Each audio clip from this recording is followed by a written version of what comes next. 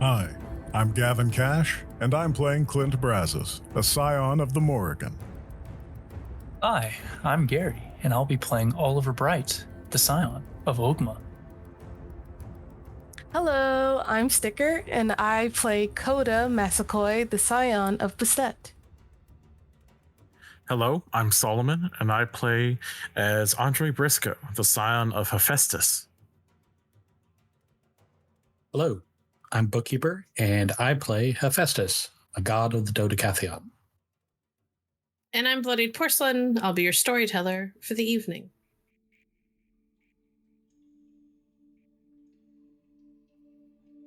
Good evening, players. Where Good evening. we left off.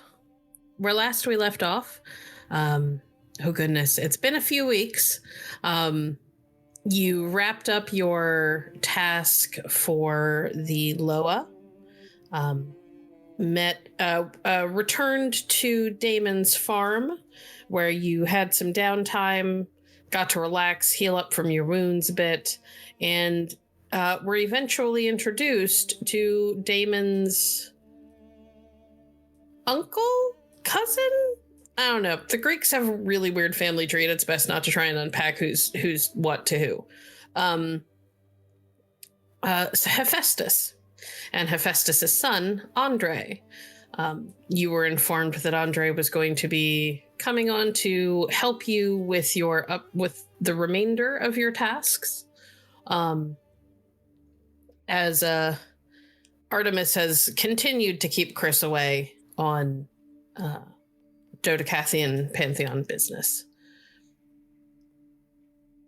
Following that, your car was altered to be able to be used with the to be able to travel long distances with the Psychopomp Purview. You traveled to Wales, where Oliver found out that not only is Brahm, yes, a real, proper dragon who will get bigger than a house at some point, but that Brahm technically belongs to a pantheon that most people don't interact with very often because they're pretty sequestered in their own little part of the world. He requested that Brahm be allowed to stay with him. And the king of the Welsh pantheon agreed under the terms that Oliver would have to agree to become a champion for their pantheon when the time comes. The agreement was set firmly with magic and woven by fate. Following that, I believe you guys went all the way over to Greece, where you were put up in a guest or a summer house of sorts that belongs to the Dodecathian pantheon by Hephaestus. Hephaestus excused himself for the evening to allow you all to hang out for a bit, get to know each other a little bit more. And frankly, he just seemed like he needed some time not peopling. And you were informed that the bearer of the bestower of your labor would present themselves the next day. Was there anything anybody wanted to do or talk about in the evening when you were hanging out and having a beer, I believe?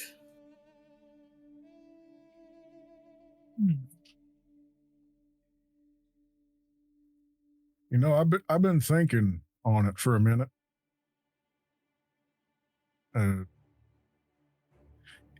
We got a student and a teacher, and now we got an apprentice. Kind of the odd one out here. How do you mean? Well, y'all have been proper educated in at least something or other, and I'm kind of just over here with a basic understanding of how some things work. I know it's only a night, but Y'all mind teaching me some of the stuff that's between high school and where we are now? I almost mean, choke on my beer. I mean, I'd be happy to teach y'all what I know. Most of what I know comes from books. I didn't actually go to a college. I went to a trade school, but Oh, what'd you have to trade? Mm. No, Clint, you're trade as in great. like as in like a job, like a skill. Not exactly going for knowledge, but the ability to do something. So I learned how to better make things that wouldn't explode when you turned them on. Okay.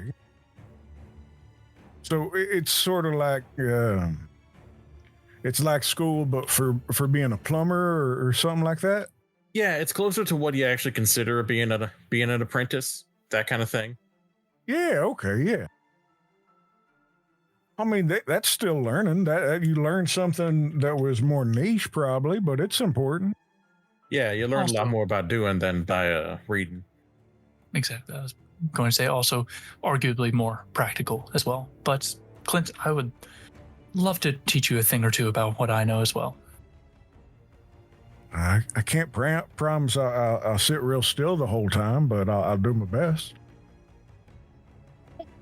Clint, I taught high schoolers, plenty of whom also had attention issues. I think I'll be able to manage. And anger issues. Well, I wasn't going to say that. I mean, I don't have that part, I don't think. No, definitely not. No. Okay, yeah. So I suppose where would we start? Do you think?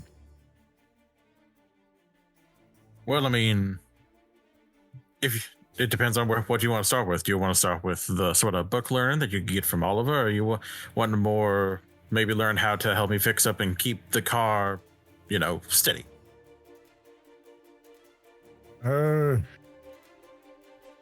Well, I'm kind of good at cooking, and there's some things that I kind of mess up because I don't do the numbers right all the time. So maybe something where I can mix those two.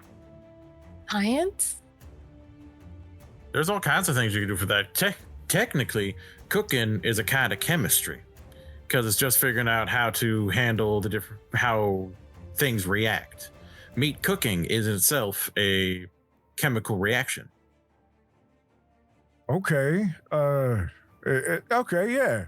Well, yeah. Okay. So it's sort of like if you talk to somebody and you're real nice to them, they have a reaction too, right? Mm-hmm. That is, I believe, where the saying chemistry between people comes from. Yeah, that's what I'm saying. Yes. Okay. So we're learning about people. Okay. Well, Oliver, you want to help me out here? So Clint, like you Yep. said, reaction to when people interact with each other. What is a reaction? Well, you have to do something for something to happen, right? That's kind Exactly. of how it There works. you go. And that's the same exact thing, but with like chemicals and science and the way the world works. Reaction. You mix one thing with another thing, something happens, and something happens as a result, because of that. Like cause and effect. Yes. Okay. And like cooking, chemistry is sort of kind of like figuring out what things, when interacted with each other, will result in what reaction. Like if you put in too much of something, it'll taste way more of one thing than of anything else. But if you get it just right, then, well, you get exactly what you wanted. Yeah, so like when you're baking a cake, right, you got this whole list of ingredients you got to follow, and it gets kind of tricky. But I mean, heat is, you have to heat things to make them eatable, right? So is that Exactly. a reaction? Yeah, you're brushing out all the different types of germs and bacteria that are stuck onto things, and the parasites if it's meat. But if you cook it for too long and that heat stays on for too long, it gets burnt. So you got to find the right way to make it react. Okay, yeah. I'm getting it. I think. Yeah, I think you are. I think so too. Mm-hmm. We could start with those little science experiments that they would do, like how to make oobleck or how to make when you put Mentos inside of pep, like those like explosive drinks. You don't worry, I got you. Drinking explosives. It's fine, I got you. We'll do tons of science experiments. I love science. Clint, Yeah. please take a legend point for leaning into one of your Pantheon purviews. Thank you.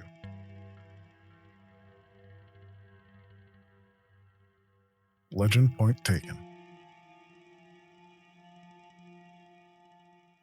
Well, okay, so, I mean, well, yeah, we can work on that.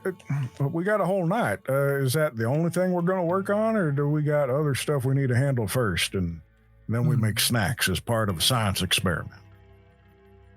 I think your literary understanding could use some work, and if you were to understand things better, that could help a lot of issues. I'm gonna need to make up a lesson plan, though. Clint, what's the last book you've read? I mean, does audiobook count? Yeah, that you wasn't forced Yes, to listen to. I didn't we make you listen listen. to them we listen to them in the car all the time, whatever we were listening to last. Okay, let me rephrase. What was the last book that you read before meeting me? Oh, okay. I mean, when I was in school, the little bit I was in, and then I had to read it for them tests, I had to read To Kill a Mockingbird. Okay. Did you finish it? Yeah. Ian gives a vaguely disgruntled noise. I know, I didn't like the name either, and it didn't make no sense. Well, it does make sense when you think about it because of a certain pet. Okay, maybe we'll start with that in the lesson plan and then go from there. I'll write something up tonight. Also, might not be a bad idea if we wanted to teach him some of like our myths, things that are associated with our pantheons. Maybe helping him understand a little more about where he came from and the world he's in could help down the line. Also true. Yeah, maybe I can find out why my mom's so quiet all the time. Oliver. Mm-hmm. Roll me intelligence at a cult. I can do it. There's a cult. There is a cult.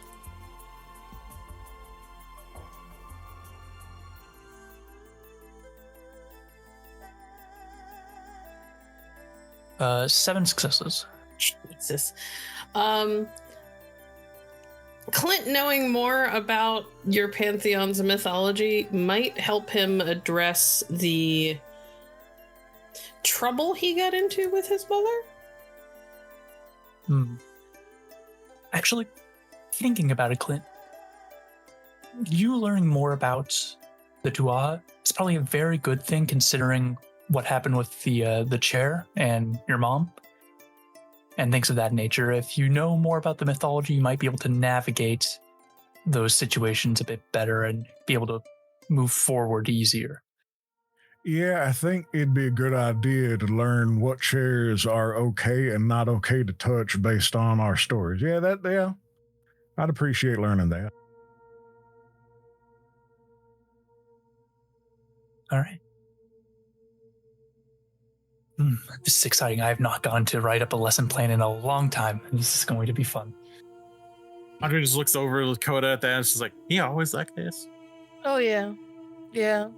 He used to I mean this was a while ago, but he used to like come to like neighborhoods and stuff and teach kids, and we would like act out, what is it, Macbeth or Hamlet or whatever it is.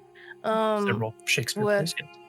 Several Shakespeare plays with like rulers, like rubber rulers as like swords, and it was kind of interesting to see the neighborhood kids excited about it. Now, if I had to do it, I would have been like, what's up with this guy? But, you know. Well, it's because you're not supposed to read Shakespeare. It's supposed to be performed and Yeah, he wrote plays. He didn't write novels. Exactly. There's nothing more boring than reading Shakespeare. I'll even admit that. Oh, I agree. For sure. We're not going to have to do that, are we? With Shakespeare, we might just be okay watching the movies. Okay. That's the one where they got the guns, right? Like you got the Romeo and Juliet with the pistols. Mm-hmm. The silliest one, also the best one. Yeah. It's kind of Or there's ones where it's gnomes. I'm No. What? Mm-mm. No.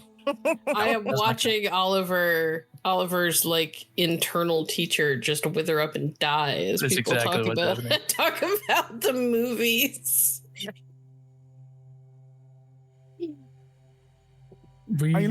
I did hear that The Lion King was based on a Shakespeare story. It's reminiscent of Hamlet, but there are some notable differences.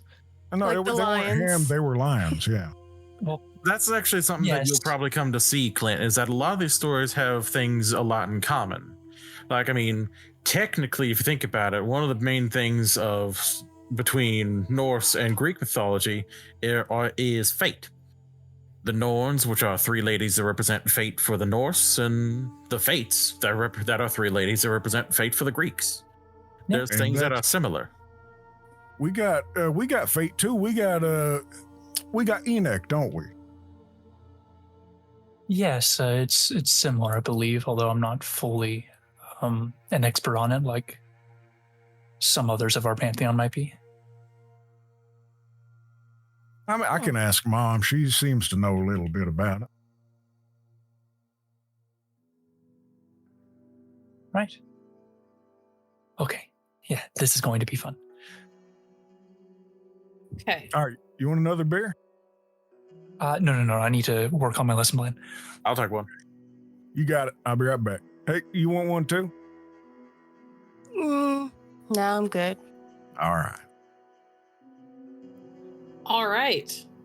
As folks settle in with beers and Oliver hunkers down in a corner to work on a lesson plan for Clint, Mhm. which feels like an undertaking in and of itself. I don't know why you're taking out extra labors, but here we are. You all enjoy the rest of your evening. It's quiet. There's a lovely breeze coming in off the sea. And you're able to just kind of chill for the first time in a little while. That wasn't, you're not surrounded by dryads. You're not concerned about another scion or god showing up at any moment to give you a task. For the moment, it's just a moment to decompress before the Greeks, the originators of the labor, show up to give you your task in the morning.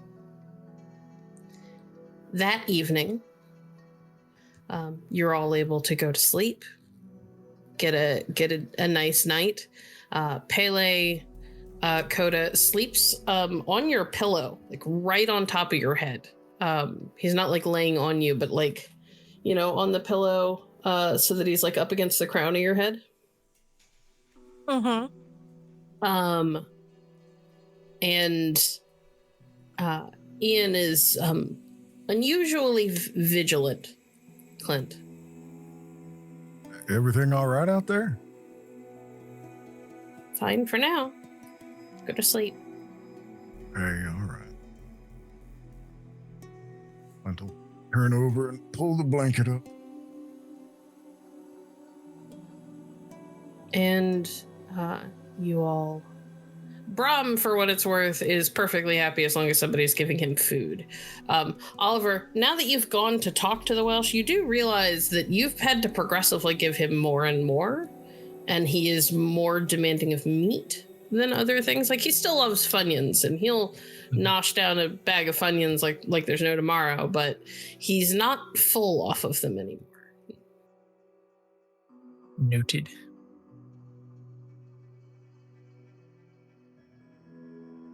In the morning, Andre, your phone goes off.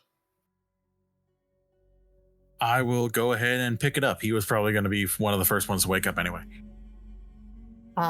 You have a text message. It says, "Bring my chair." All right. And he will get up and get ready for the day, and especially get ready to grab the chair. Hephaestus, would you like to tell us how you arrive? Hephaestus brings his own car this time, which is a very large pickup truck of unidentified make and model, but it rumbles almost like an active volcano as it closes in on the house.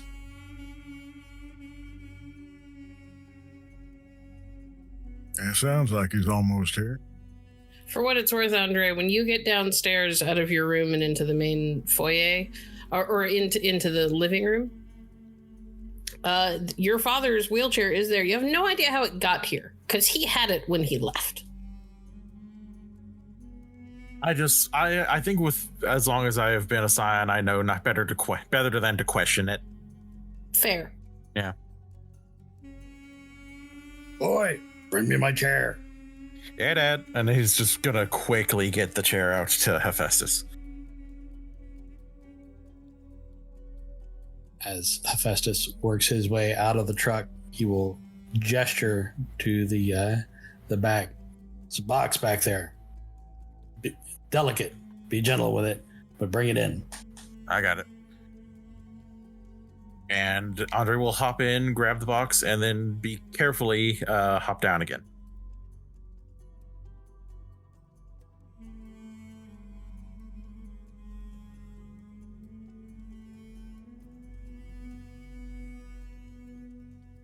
So what all did you bring us? Nothing you're going to be happy about. And he pushes a button and starts to roll into the house. Damn it. And he'll just carry the box in, just grumbling.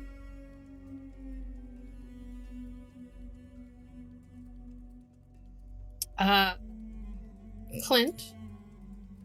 Yep. You wake up to a text message. Clint, kind of roll over. Okay, hold on. Let me see here.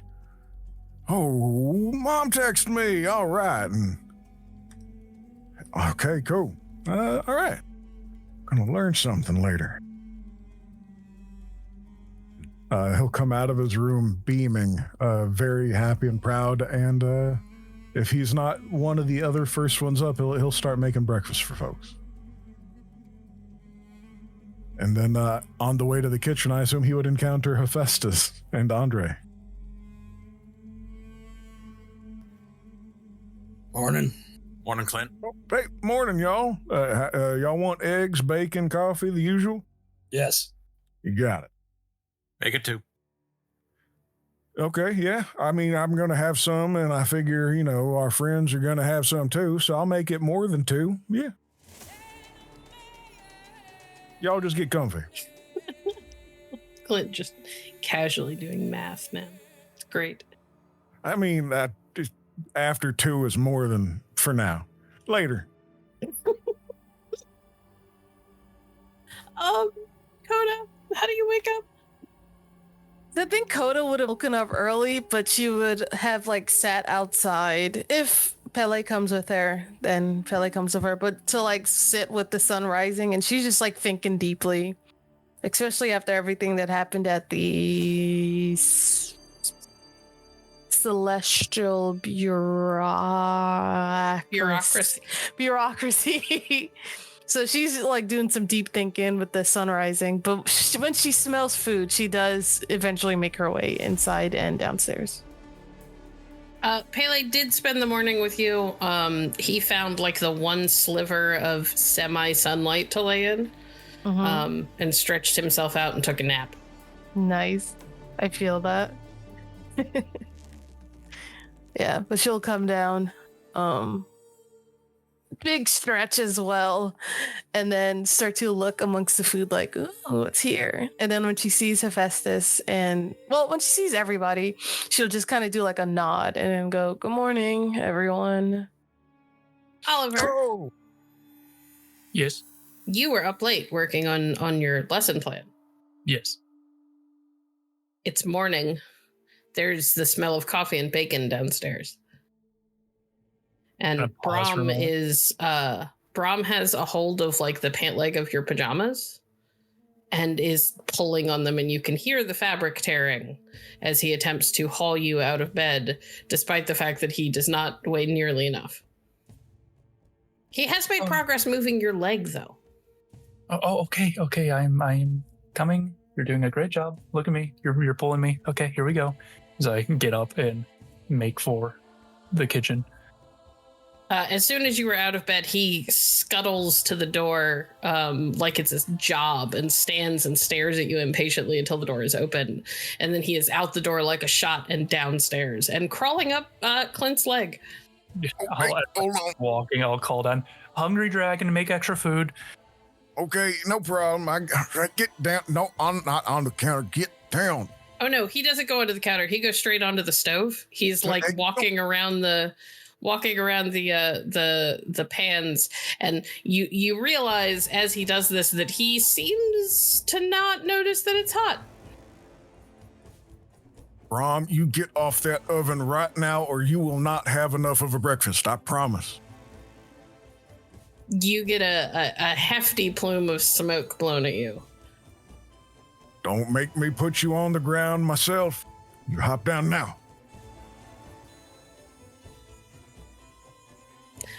Clint, make me a charisma and animal ken check, please. You got it.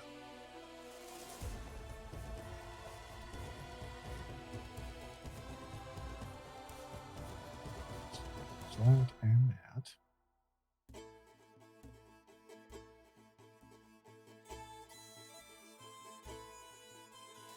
that. 5 successes.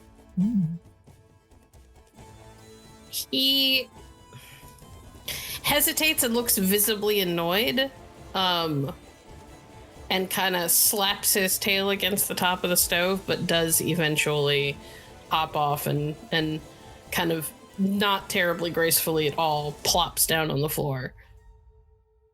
Good boy. Now, hold on, and Clint will give him a piece of half-cooked bacon. There'll be more later. You just hold on, okay? He rips into the bacon like he was starving. Good boy. And then makes his way over and crawls up Hephaestus's leg and sits in his lap. Sorry, y'all. It's going to be a few more minutes. I got to restart these eggs here. It's all good.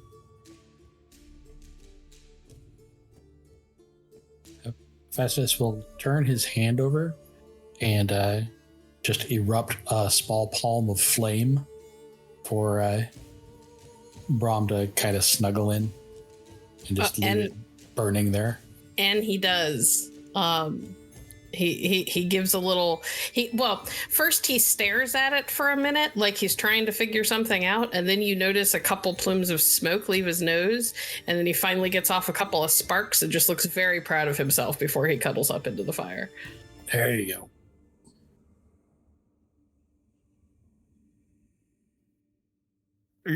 Mr. B, you might want to keep an eye on that thing. If he's learning how to do that, our car rides might get real interesting. Okay. I think it's amazing. Yes, it's Well, very cool. it's a free However, lighter. Wait a second, though. I mean, We're I'm not working my way up to that. using the dragon to. We're not using him as a glorified lighter. He is a dragon.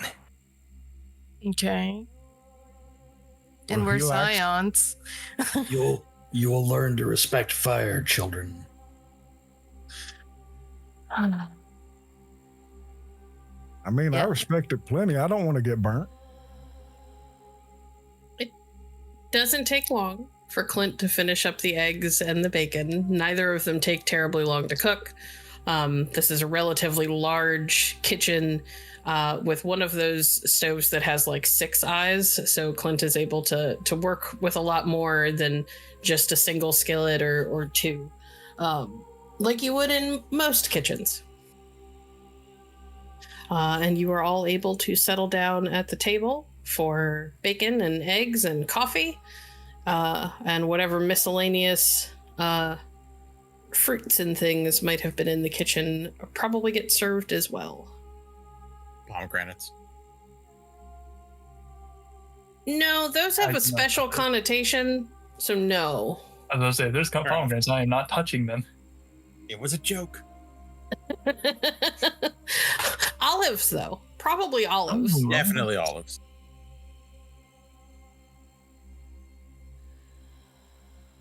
All right, y'all. So Don't what's forget in your the toast. box? This is good, Clint. Thank you. Well, Been if you want to practicing. know. If you want to know, Coda, go open it Okay. carefully. They're fragile. They're box of puppies? fragile. She'll go over and like look inside and open the box. This is one of those boxes that has like a stationary bottom, and the lid is actually it's almost like another box that's missing its bottom, so it slides down over top of the first, you know. Yeah.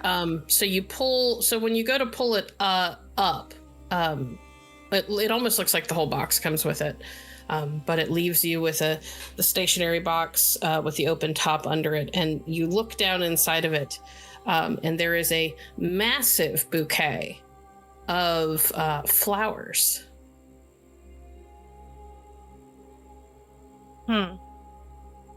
Okay, so they're flowers. Yep. Originally, Father had intended for Artemis to give you this quest, but something Sapphic convention in Uruguay, something. Yeah, it's not right. Sure. Anyone who would like to can make me an intelligence check to identify the type of flowers. I don't think anybody here has like botany or anything, so Floral arrangement is an art. Unless it's weed, I do not know what kind of 7 flower. successes. Goodness. on a straight intelligence you got 7 successes. Yep. Because I got 5 intelligence and then 3 epics. Jesus. We have a walking encyclopedia and a thesaurus too, it looks like. I only got 4. Quattro. No. All right. So Coda and Clint just look and see a massive bouquet of flowers. They're pretty. But Andre and Oliver are both immediately able to identify them as narcissus and forget-me-nots. And Oliver, because you rolled so well, I will also give you this. You are pretty sure that you count at least 80 or 90 narcissus, but rounding up, you're probably looking at close to 100. So we have over 100 narcissus flowers here. And we are meant to do what with them? Oh, for those Americans at home, narcissus are also known as daffodils. Your labor has been given to you by my uncle, Hades.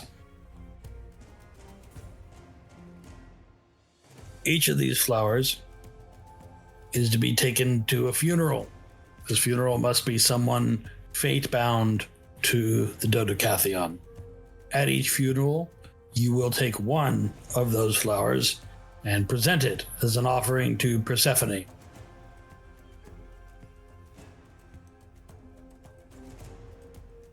Uh-huh. When all of this is done, the bouquet will be presented to the Queen of the Underworld by her husband as a grand romantic gesture. And how long do we have to do this? Until all the flowers are gone? I will give this to Andre explicitly because he's Greek. In theory, you have as long as it takes. However, You have two problems with taking as long as you want. Number one, they're flowers. They're going to die eventually, unless you find somebody who has the ability to help keep them alive. Number two, Persephone's not in the underworld the whole year. Well, we got a grand total of 3 timelines with this. 1, technically, as long as we like. 2, Persephone's only in the underworld for 6 months. Mm-hmm. And the third one? Flowers don't last very long. Oh, yeah, that makes sense. Well, I mean, if it's for the underworld, ain't they going to die and go there anyway? Yeah, but they have to be presented as a gift, a that has to be meant for Persephone. Okay. She's not And we going to want want to receive dead flowers. Oh, yeah. Okay. That makes more sense. All right. And she's gonna be at all of these funerals? Nope. Oh, she's going to be in the underworld, where these flowers presented at the funeral for her will get to her through my uncle. Well, grand uncle. My boy has the right of it. Are there that many people fate bound to y'all? Not necessarily. Unless you mean the Dodecatheon, then yes, likely. And yeah, that's who I mean, yeah. Okay, then. Yeah, most likely. Finding those funerals is, in fact, part of the labor, and thus I cannot answer your question. Well, Okay. that part, unfortunately, is a little bit easier. Not gonna lie. Coda will look to the group and go, I'm sure there's, people that, Gwen and Stefan and right? Oh. Yeah, certainly. It's just we need to deliver 100 of these. Yeah, as a reminder, they weren't killing that many scions that quickly, and you've got to do this at the funeral. Yes. Are there even that many funerals planned over the next few days? People die all the time. Again, don't have to do it over the next few days. Just got to do it before Persephone leaves, and she's only going to be down for probably another few more months. Well, I mean more the flowers. I'm trying to make sure that if we're trying to worry about them being alive, I figure they also kind of want to be purty before they go down there. If you care for them, they will last for approximately 150 days. Ooh. Well, that's a little more time. I think we can handle that, yeah. Okay, so we need plant food. Uh-huh. I think that's called dirt.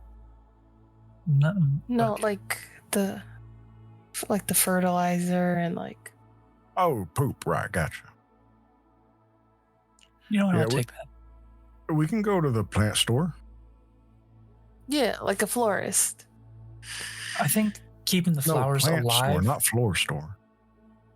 Keeping the flowers alive is not our highest priority. It's finding enough people who are connected by fate to the Dodecatheon and being able to be at their funerals where we can give these flowers. A few, sure, I think we can manage that, but we have to do it for at least 90, close to 100. Yeah. How Well- would we know that they're fate bound before we even go there? Coda's just gonna point at Oliver. And you too. Can't you see fate threads too? Well, yeah, I did. They were saying that Enoch and fate aren't the same thing, though, so I didn't know if they were necessarily tied together or not that way. It can help, I think, but I can't go all over the world to every single funeral staring at corpses to know if they're fate bound or not to the right people. We need a better way to go about this.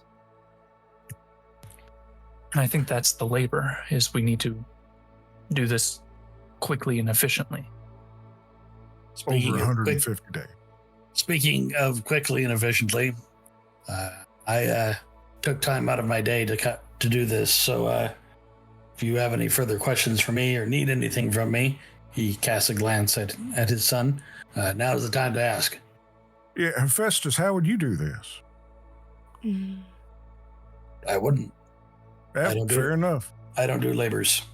No, not those that are given to me by others, at any rate. Okay. All right. I figured it was worth a shot.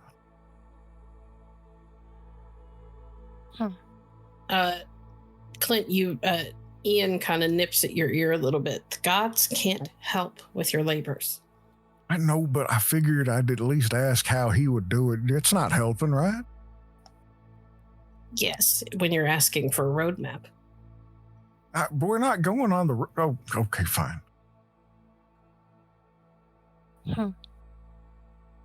Ian says we're not supposed to ask for help. I'm sorry if I was going to get you in trouble by asking. That weren't my intention. No. It's fine. It's fine. Okay. Well, I have no questions for you. Although I did just have an idea. Unrelated, though. Oh, okay. Well, then, I'll leave you to it. Boy, Thanks. walk me out to the car. Yes, sir. Have a safe trip. We'll miss you. Thank you. Mr. B. Yes. Your girlfriend? Mm-hmm. Does she like traveling? She's gone with us before to Anvil. But like extensively traveling. Yeah. I can ask her. Because she could keep a plant alive. I was thinking the same thing, that if we had access to the dryads, they might be able to keep the flowers preserved.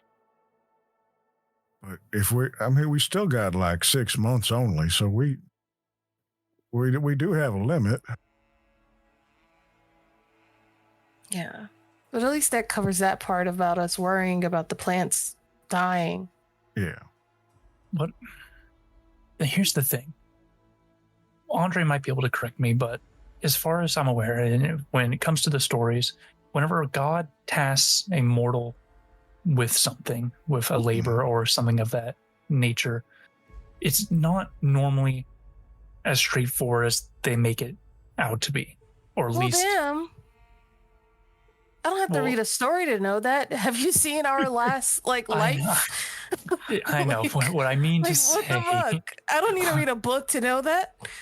What I'm trying to say is typically when they are given a labor to do, it's made out to be very difficult if done the way it's intended. So normally there is some sort of trick or clever way that the hero goes about completing the task. I'm wondering if there's a way for us to do that here. I mean, I could ask the folks that are, not alive if they want, they know anybody who died recently. That might be able to help. Clint, are you able to commune with the ancient dead, call upon spirits of heroes? Or is that outside your abilities? I mean, so I can kind of just see them all the time, and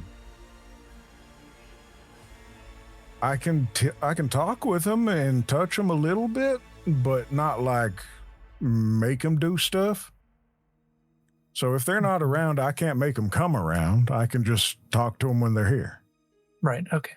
Still very useful. I was just toying with the idea that if we could maybe summon up some old heroes for some advice. But that's a good idea. This is all on us.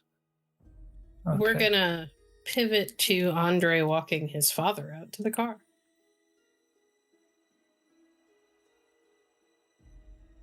How are things?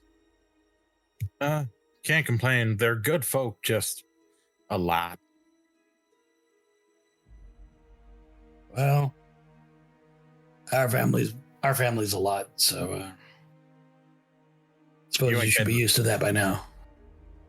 Yeah, but usually the family's a lot over there, and he just kind of like just gestures away. But Well, yeah, Fuss working on the car didn't teach you anything. Away is a point of view.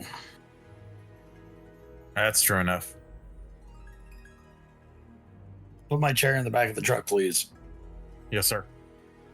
And as he does it, he'll just look at Hephaestus and look back at the chair. You been back to see Mom at all? Not recently.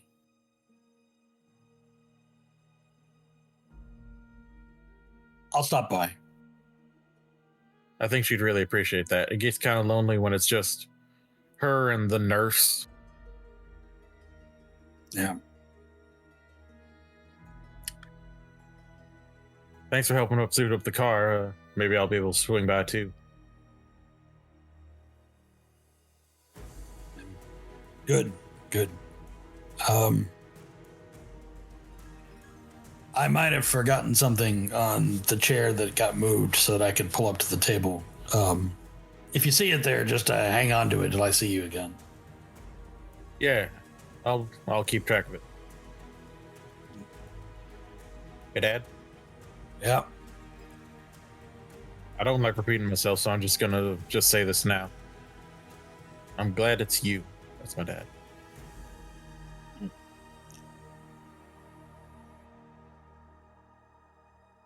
So am I.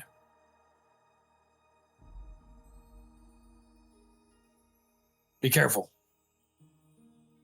I would say and I always, but the visitation kind of makes that a moot point. And he will turn back on the truck and roll away. Andre's just going to take out a cigarette from his pocket and just like puff a little bit before stamping out and heading back inside, just smiling. As you walk in, the others are having this conversation about labor's often being really complicated and difficult if you try and do them the most straightforward way possible. That there's usually some clever option available that heroes can figure out. And can Clint summon an ancient ghost of an old hero or whatever?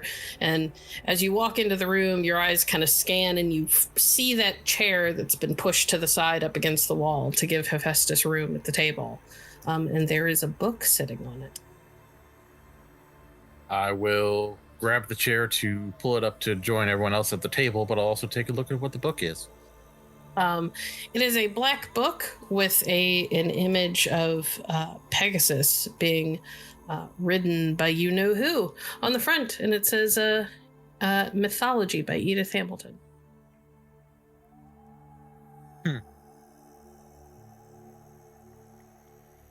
He'll grab the book and bring it on over.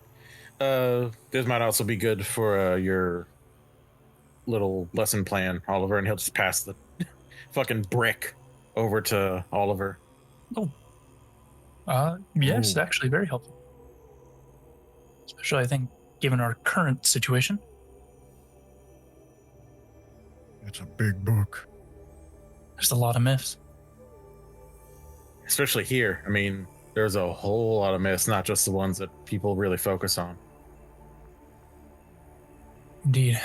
Anyway, Andre, I think your insight at this point in time will be invaluable. We are trying to currently figure out the best way to go about this. Well, I mean, if Heracles can figure things out, then I'm pretty sure we can. Indeed. I'm just trying to think of what clever modes of dispersion we can do for these flowers. Andre? Yes. Please make me a wits and empathy roll. Coming right up. Not a great roll for me, but I'll do it.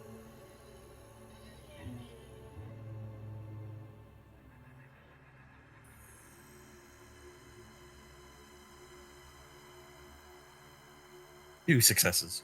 Okay, good. Your father left that here on purpose. Yeah, I figured. Could you pass me that book back? I actually want to look up a myth. Just to kind of prove a point. I mean, how many of y'all actually heard the myth about Caneus?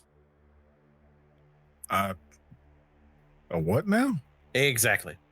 And he will reach out for the book again. Hand it over. I'm gonna flip through the book to see what might be in it, or if there's any like pages like dog-eared. There is, in fact, a page dog-eared, and it is just before the myth about the sacking of Troy and the hero Achilles. Ah, here's a good one. I'm not going to go over the whole myth. It's long. But do you have speed reader?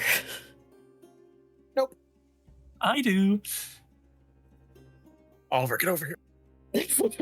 I slide over. You start to read, and it takes you a normal amount of time because you don't have a knack for that. And Oliver, being who he is, kind of quietly leans over and starts reading over your shoulder. The problem is that you get to the end of the third paragraph, and Oliver's ready to move to the next page. I just immediately clock that, and I just start turning the page for his edification and his use, not my own. I just keep telling him to speed up more and more, or indicate with my finger to keep speeding up. Oliver, you read the whole myth, and for a minute you're not sure what the point of this was, and then you kind of backtrack and go back to the story of Achilles and his blessings from the gods, and read it again and realize that Achilles was granted a group of perfect soldiers called the Myrmidons, and they were created from ants, and there was a lot of them. Oh, I think I see. So, basically, Achilles, to dumb it down a bit, managed to acquire a lot of footmen he could use to do his bidding. I think what's being implicated here is that we could acquire the same thing. We could have them each take a flower and deliver them. That would split the work a lot. How many ants you figure all together at once? I mean, hang on. I need anyone who has a cult to make the intelligence at a cult. You got it. Wait, let me rephrase myself if I need to here.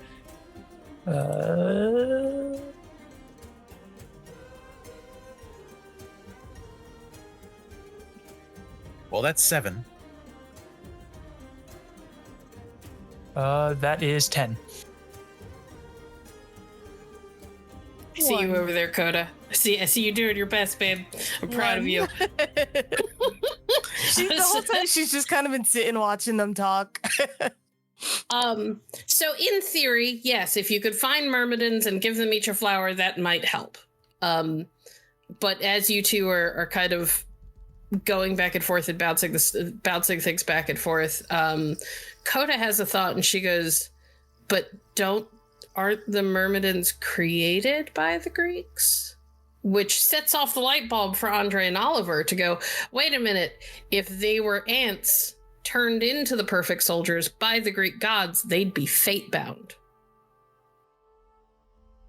Oh. To the Greek pantheon.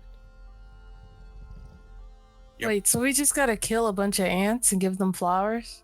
We need to turn a bunch of ants into soldiers, kill said soldiers, and give them flowers. Or see if there are Myrmidons still around.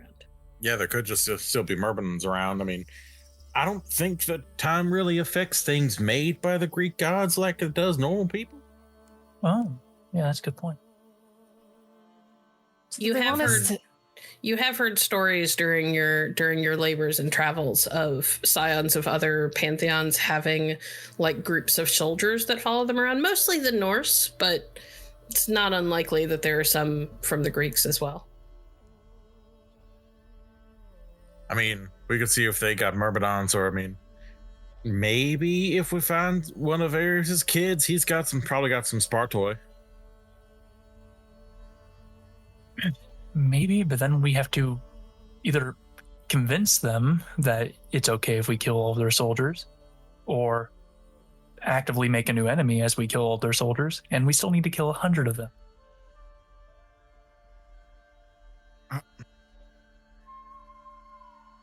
Huh. I don't Clint, know. were you going to say something? I mean, I was just saying, I don't see how we're supposed to turn ants into people, or how that works, or where the living ones would be. But if they're alive this long, why would they all die at once? Don't make sense. Oh, what are we gonna do? I guess the first step is we figure out if the ones that were already made are still around. I think that's a good place for us to begin, because then they wouldn't be bound to anyone aside from just the gods. So then we take care of them. Are they protecting something right now? If they're soldiers, are they still in service or something? Huh. Well, they were in service to Achilles, and he's dead. So Okay, well, we know our first step then. Where the heck are these things? Or soldiers? the closest thing I can think would be Troy, but We can either do it the hard way, that'll give us more information, or we can do it the easier way, but we'll be flying kind of blind. What's the faster way? Because we also have plants that may heal over. I use the Ariadne's thread spell to point me to the nearest Myrmidon. actually probably a good idea. Also, very funnily named spell. It is, isn't it? I kind of have an idea, but I don't know if it makes sense. Go ahead. Say it. We're in the planning phase. Yeah, if they're soldiers and they're no longer in service, usually you find folks like that at the VA clubs and hospitals like that. Places where veterans are when they're done being soldiers.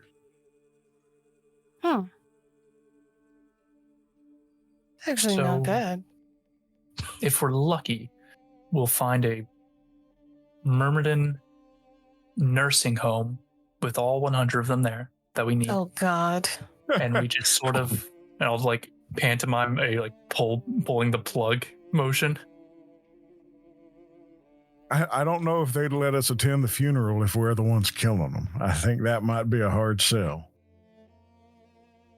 Oh my God. Maybe we have someone wait outside so they can go to the funeral without being accused of anything.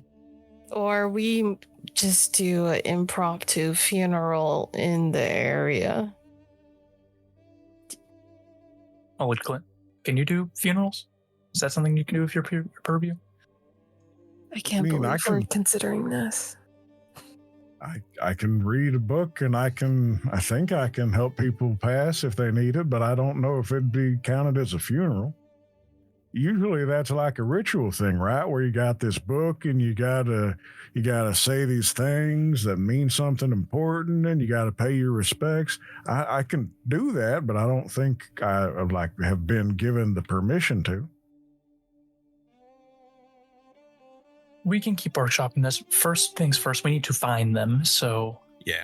Shall I? By all means. All right. Okay, so I'll pull out the book and do a casting of Ariadne's thread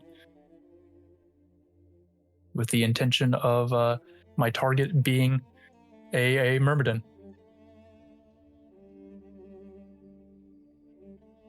And then let's see what my roll is. While he opens up his book, Clint will just look around and say, any of y'all folks walking around here, any of y'all Myrmidon ones? Where do you say that? Just says it in the house. Yep, he just looks around and says it if there's any nearby. Just opens the window. No To response. pop out. All right. All right, so I got 2 successes, meaning my thread's going to last for 3 days. Alrighty.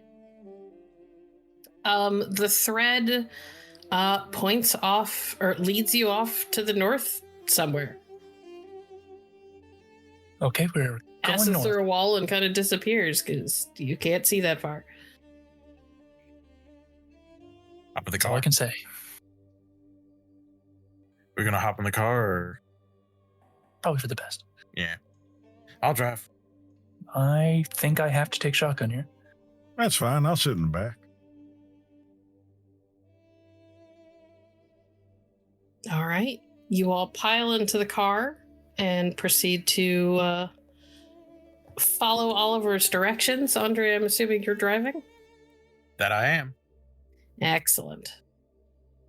You drive for 4 hours and eventually find yourself in a small seaside town.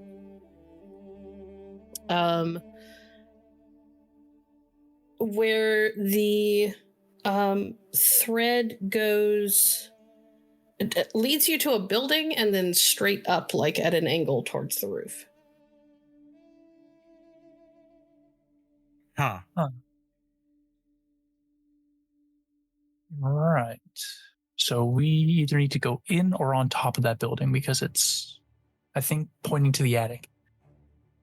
I mean, we've been How on the tall road is for it? 4 hours. Can we just ask if we can use their restroom real quick? Yeah, I think that might just To be be a clear, good this idea. is a building where people live. But I mean, we've been on the road for 4 hours. Surely they don't mind. And if anyone can convince them it's you, I'll give him a pat on the back and have him take the lead on this.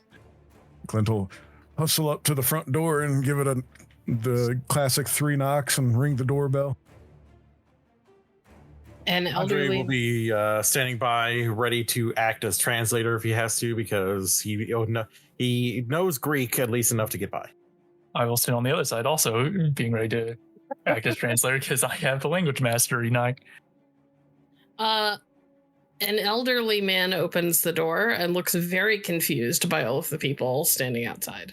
There's the thread pointing at him. No, it is still Okay. pointing up towards the roof.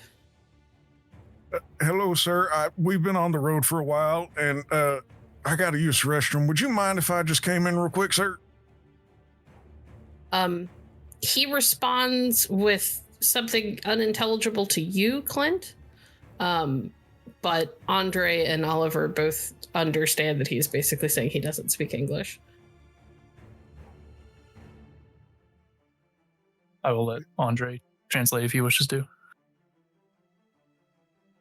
Yeah, Andre will go ahead and begin translating since he actually has been taught how to speak Greek. And just talking about how he wanted to show his American friends the things that aren't on the tourist brochures. The whole time, Clint is shuffling back and forth, doing a dance. Gotta go.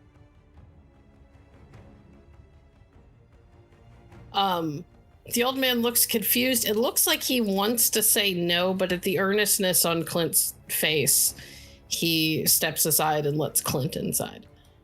Thank you, sir. Thank you. Pardon me. Which one? This way? Okay. Points you to a door just off the hallway, which is a small powder room. He does not let the rest of you follow him in. I will speak to him. Is it all right if I go with him? He sometimes gets a little bit, distracted, and think of me like his handler. He looks weirded out by the idea that a grown man needs a handler to go to the bathroom and says, no, you're strangers. He's not letting you in his house. Understandable. And I'll step back and hope that Clint knows where he needs to go. Coda. Sorry, go ahead. Coda will look to Pele and then look to Mr. B and go, well, first she's going to look to Pele and go, would you feel comfortable climbing up on the top of this building if you could? LA kind of looks up at the building, hops out of the car to kind of walk along the side of it, and then looks back at you and, yeah, I could do it Okay. for a price. We're in a fishing village. You don't understand him. You're right. Okay, what do you want? Fish, of course.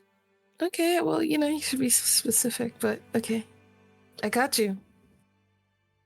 The first fish you see. The first fish I choose. The first fish you choose, yes. Mr. B. Very well. Pele is offering, well, I would like to offer Pele's assistance he can make it up there. By the time Coda gets that out, Pele has disappeared. Yeah. Pele was not waiting to be told no. He wants his damn fish. I'll just sort of like look at her a little bit slack-faced and like close my eyes and sigh. I don't know why we didn't think of that from the beginning. I'd also like to point out of character that one of you has a bird. Yeah, I was gonna say The one in the I thought have about a that after the fact. bird. in the I back. was like, the cat and the bird can head up there.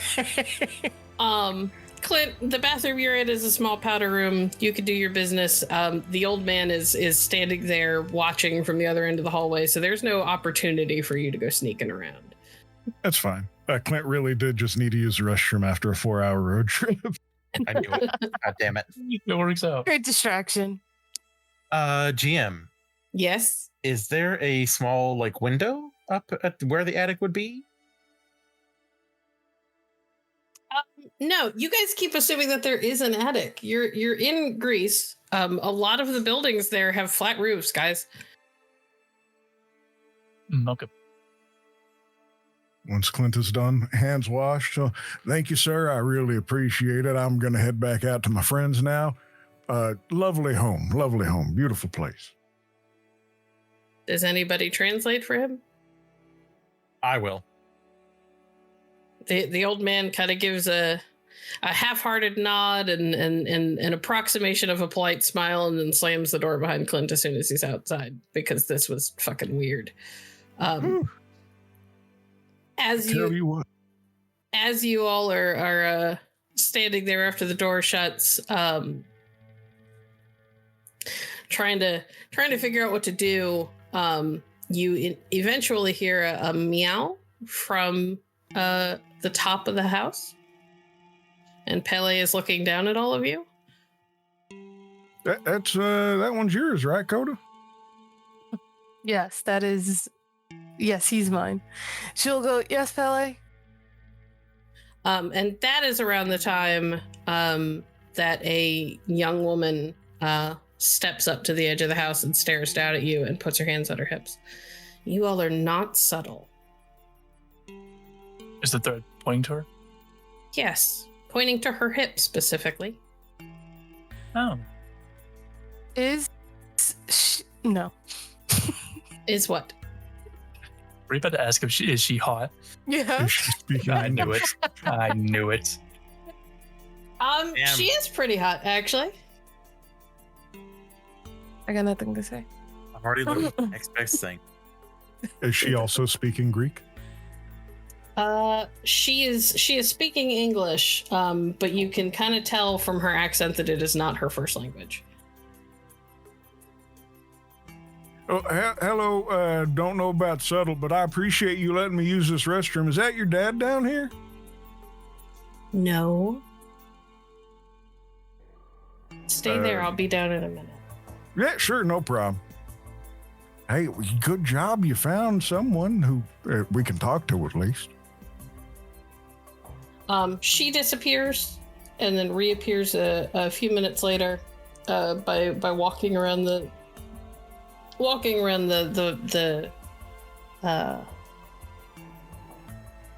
house, the side of the house to you. She is kind of she's on the slender side, with long kind of curly brown hair and big blue eyes and fair skin, but she's got that kind of fair skin that looks like it probably never tans.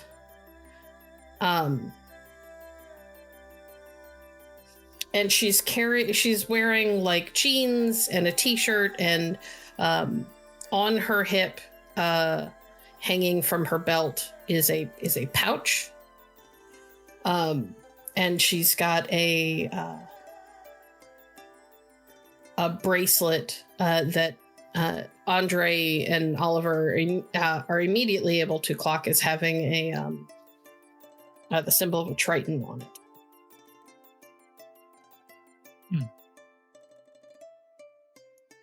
The hell are you guys doing here? Looking for that, actually, kind of a little bit. We didn't know it was attached to you initially, as I point to the pouch at her hip. Why? I'm just going to assume you're a scion, and so therefore tell you that we've been tasked with a labor, and that would have made it a lot easier for us. My bag would have made it a lot easier for you. Well, more what's potentially in it. Or just to be clear, there are myrmidons in there, right?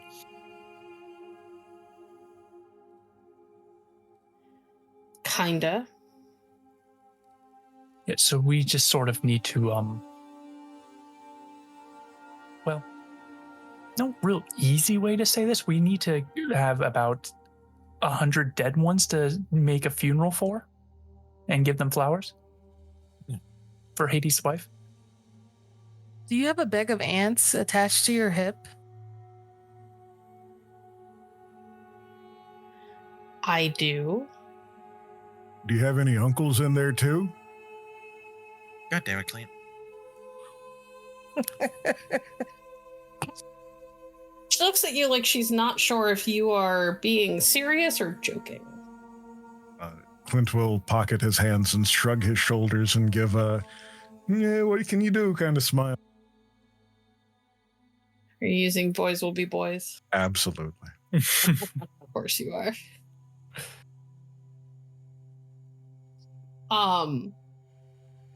Are you telling me that you were planning to rob me of my myrmidons so that you could murder them? No. Like I said, we didn't know you had them initially. I just sort of did a spell to lead us to the nearest one, and we were going to work out a plan from there. So step one was just to find them, and then we were gonna, continue on. And so yeah, that's where we're at now.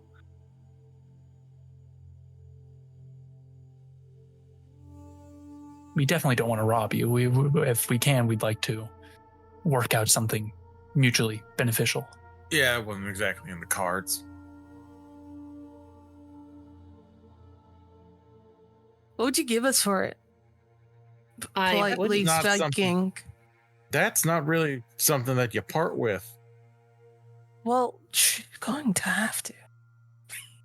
If we can Excuse find me?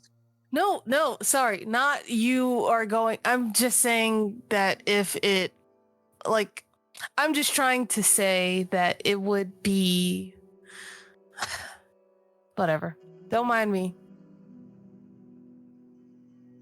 Sorry about that. We're trying I think to we've figure out gone the off best way on the to wrong handle this. foot here. Yeah, we've started off on the wrong foot. Let's start Yeah, over. no shit. Hi. Here I am trying to bring one into the fold, and you guys are not only interrupting me, but trying to tell me that you want to rob me and then murder my servants? No, it's just a No, misunderstanding. We're trying to solve a problem, and it came out all wrong. That's all. Exactly. And as I said, we're not trying to rob you. Yeah, we never start said off that. with That was all you. Basic introductions. Hi, I'm Oliver Bright. I am a scion of Ogma. These are my friends. They can introduce themselves. Nice to meet you, ma'am. I'm Clint Brazos, a scion of the Morgan.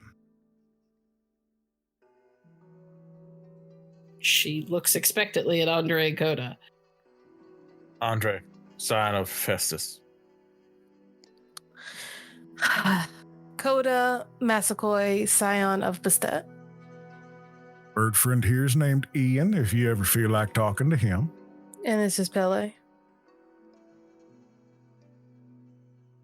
And we're not trying to rob you. Who are you? Or hurt your friends. Alexandra, scion of Poseidon. Oh, like the water. Yeah, like the Guy. water. Okay, ma'am. You. I It's all right. It's okay. So I mean, so now you kind of know what we're trying to do, and No, it's not at all been clear. Yeah. Okay. So we to clarify, can we talk about? Please. Okay. We got given a labor to find 100 funerals of people's fate bound to our pantheon. We got to give flowers to each of these particular funerals. Easy way to do that would be find the Myrmidons, as all of them are fate bound to the Dodecatheon.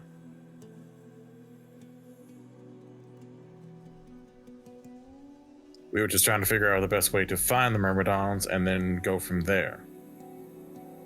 Oh. You're those people. You heard of us? Well, I haven't really heard of you. She points at Clint.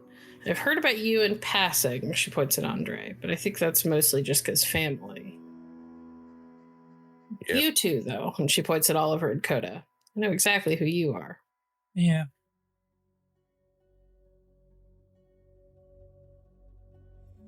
Bad things, I'm sure. Why you gotta assume it's bad? You can have a good reputation. Hmm. Of the things we're currently doing, Clint, most of the Scion world not super fond of us. All right. I get it. I understand. I know. But it's like a really hard thing that y'all are doing. They should at least be a little understanding, right? Not exactly. Anyway, back, switching gears, back onto focus. But yes, as Andre put it, we weren't trying to just steal you and kill your Myrmidons. We were just trying to find some Myrmidons because it would make our labor easier if we could do a funeral rite for them and then send them on their way with the flowers. Well, Y'all keep saying it like that. It sounds really bad. She kind of gestures at Clint. He's right. It doesn't sound good. It's not that we're looking for Myrmidons that we want to perform a funeral rite for. We want to pay our respects to Hades and his wife. We want to give them a happy birthday. And we just, happen to have this labor between this and that. So now that you understand, we're not trying to kill anybody. We don't even want to hurt nobody. Do you know any Myrmidons who are about to pass? I mean, not personally, but they got a whole island. Oh, they got an island? Oh, no. Why didn't y'all say that, y'all? That's not something that most people know about. Oh, I didn't know about that. Drug. Neither do I. All right. Here's what's going to happen. You're going to get me lunch, and I'm going to tell you about where the Myrmidons are from. I think that's the absolute least Okay. that we can do. Yes, Would you like I was to gonna eat? say that's more than fair, considering the misunderstanding we gave you.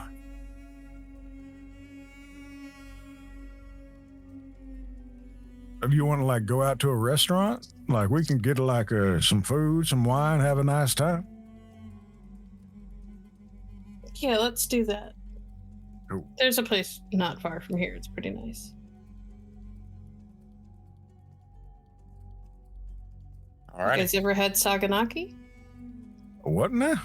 No. It's a really good appetizer. Have you heard of souvlaki? yeah. God. There's a great place around the corner. Greek food. They make the best. That one.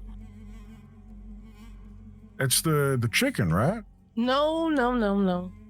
Better. Well, Well, you know what? Since we're going to sit down and this is going to be a long conversation, maybe not souvlaki. Maybe moussaka instead. Come on. Probably better. Yeah. Listen, the souvlaki is great and you should definitely take some to go, but it's kind of fast food. So Also, Yeah. Oh, okay. Quick question. You said you were here to bring someone into the fold. Did you mean the old man? No, I was keeping watch from up there. I was watching that house, and she points to the one across the street. But we'll get to that. Okay. Sounds good.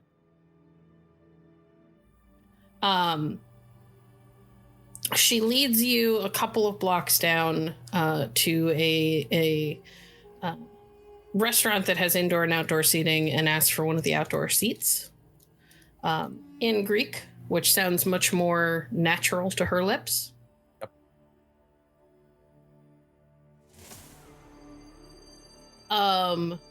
And you all settle in, and she orders for everybody. She gets a big, like, family style thing of moussaka. And a few other things as what do you call them? Appetizers for people to share.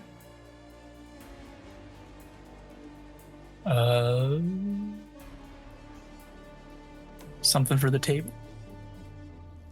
Well, that's what family style means, is that there's enough for everybody, and there's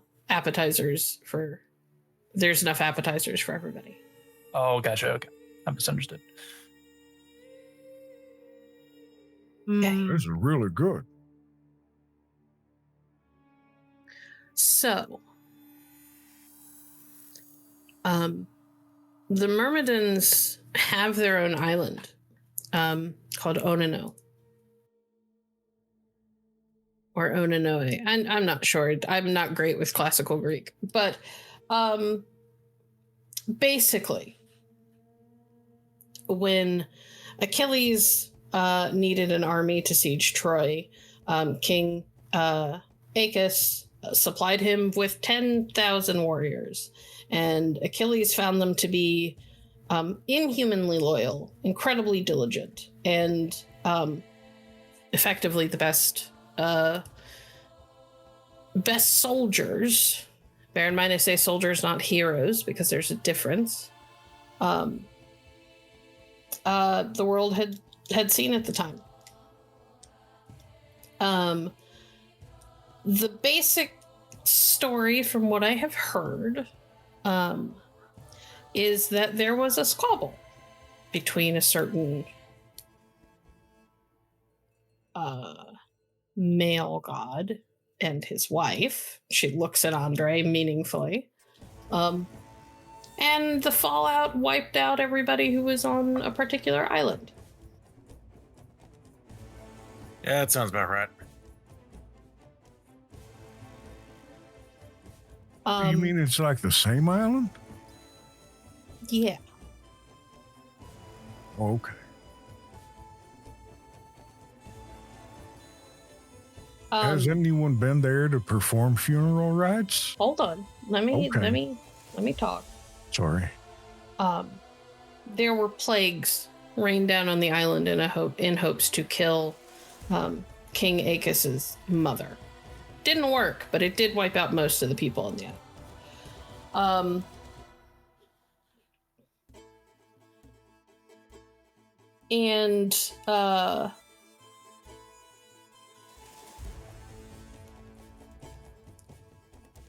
The male god, she kind of, every time she talks about this, she kind of nervously looks upward at the sky. Was begged by Aeacus, who was his son, not to kill him as well. Instead, rather than give his wife the satisfaction or the leg up in their political lives, he created the Myrmidons from a colony of ants, from a native colony of ants, and charged Aeacus with their care. The ants grew into man-size people and became the best warriors anyone had seen. Better even than the Spartans to some degree.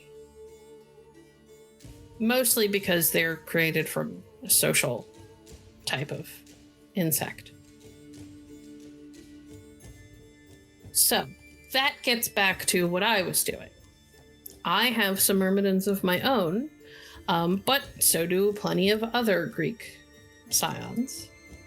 And every so often, the myrmidons will, I don't know, take a shine to a mortal woman. And she'll have a baby and it'll come out looking just as human as you or I do. But if they're not raised by the colony, by other myrmidons, they come out wrong until they find their way home. They tend to not have much in the way of emotions. They frequently get a little sociopathic. I heard that there was a guy here who might be one. So I was waiting for him to come home so that I could send my boys to see if they could bring him into the fold before he hurt somebody.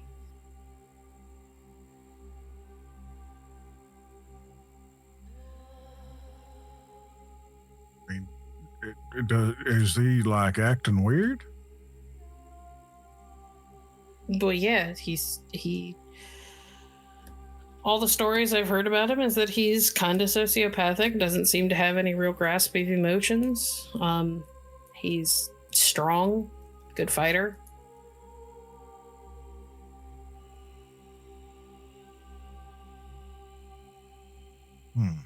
Well, I'm afraid to ask if you want help. I mean, I wouldn't say no, but I'm not there to fight him. You have to understand that. Once he sees other myrmidons, he should fall in immediately and act like a part of the colony. Yeah. I mean, if nothing else figure it could be two birds, one stone. We help you get him to fall in. We maybe go check out Ononoe and figure out how exactly we're supposed to handle all this. How do you guys plan to get there? It's an island and it isn't exactly in this world, if you understand. Oh, is it another underworld? It's a terra incognita. Oh, what? A different kind of little pocket. Kind of like Damon's farm. Yeah. Oh, okay. I know Damon. I guess it's similar, but not. It's like it's adjacent to our world. I'll look over to Coda and just put a hand up. Just, everyone knows Damon. Of course. Well, Damon's yeah. fucking awesome. Yeah, he's great. And he has the he's best awesome. ship. And he's It's just- family, so. So is it like that lady we saw in the hole once?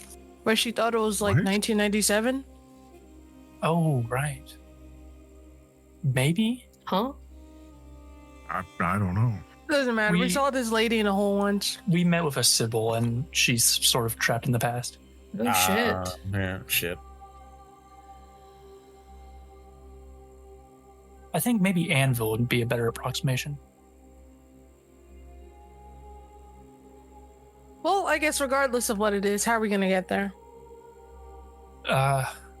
Does our car turn into a boat now? Was that a thing we did? Yeah, did you do that, Andre? I mean, I didn't do that. I don't really mess with too many things my dad's worked on. His stuff's barely within my comprehension.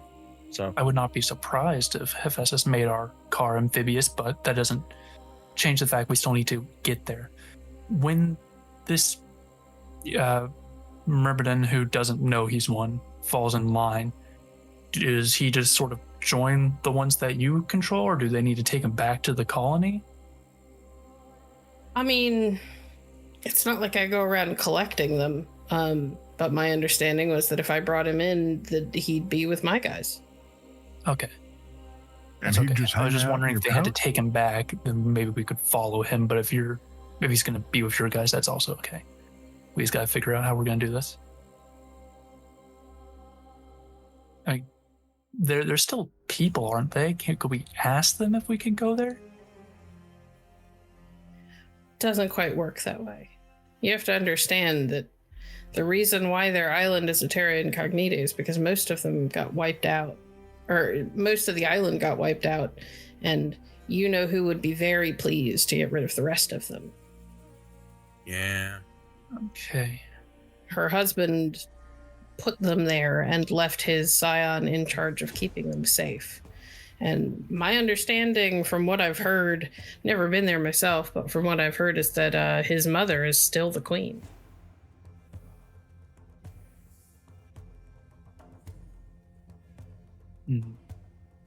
Aegina, she's a nymph. Do you know what type of nymph?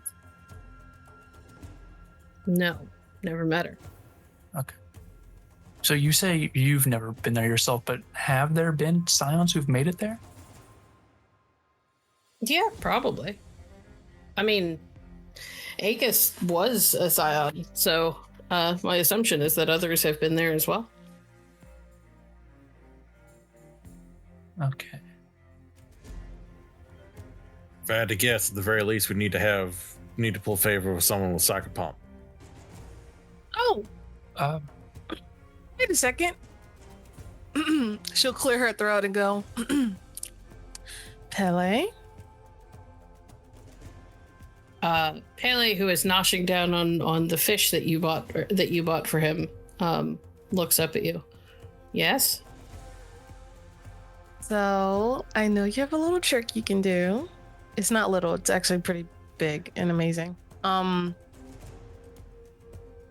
We need to get to this place that they're talking about. And she'll look back to the group. What is it called again? A no-no? Oh, no-no? Ananoe. On a no. Ananoe. Yeah, that thing. And Could you possibly get us through? I can't take other people to other worlds. I could help you find the entrance. Yeah, could you help us find the entrance? In theory, how do you plan to get there? To the entrance? It is an island. Well, boats I are am a easy to cat. come by. Boats that can go to Terra Incognita. Okay. She'll You look need to a the group. boat with someone who can man the boat that you are okay with taking to an island full of magical ant people. Okay, Pele has made a great point.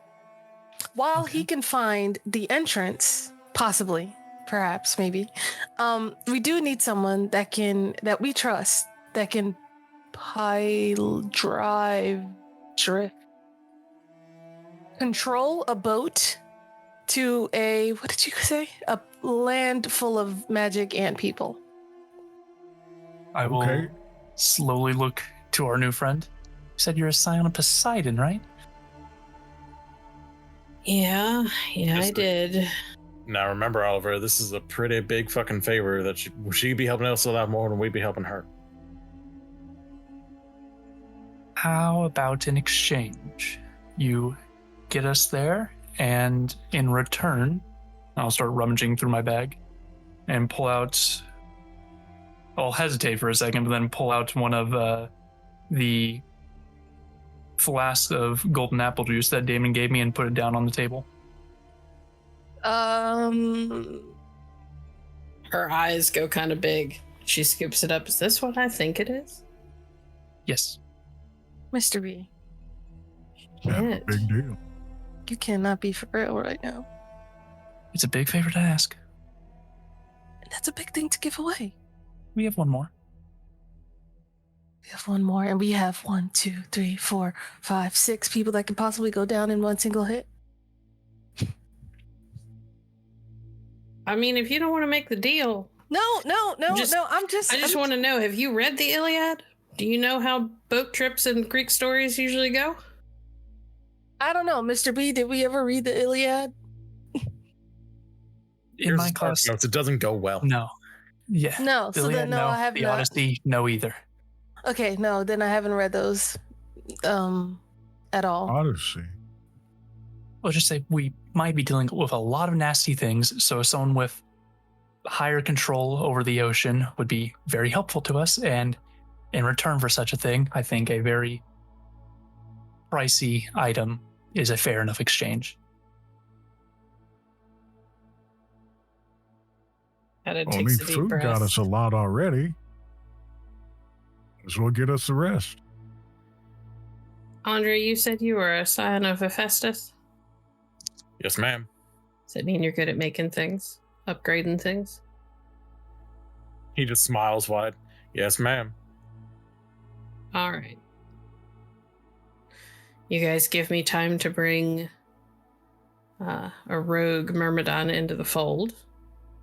Give me this, and she'll tap the juice. And your friend helps me for a day or two with my boat, so that I know that we can withstand the kind of stuff that we may run into. And you got yourself a deal. Hold on. Hold out my hand. She will reach out and shake it. It's a deal then.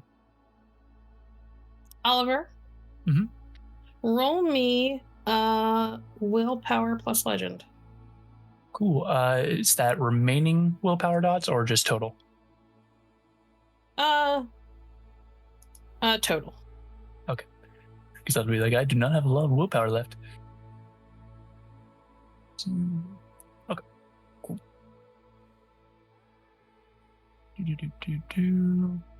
Where did the thought channel go? There it is.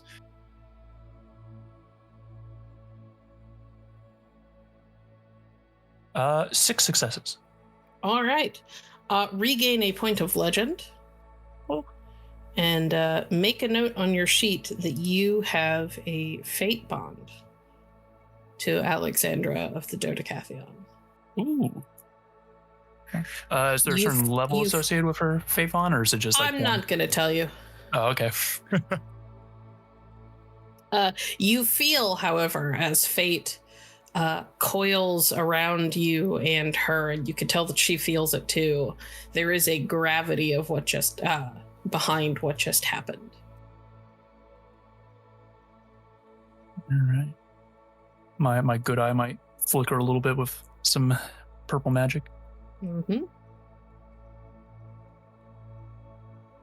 Well, the rest of you should invest in sunscreen and decent clothes for being out on the water. And if you can't swim, either learn or get floaties.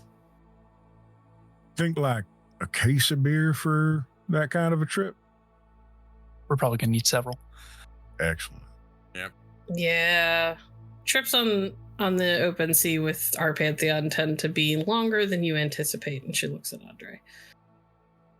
Yeah. All right, we'll bring rum too. That way we can feel like pirates while we're bored sometimes. Okay. Bring Uzo. We didn't get to try it first night.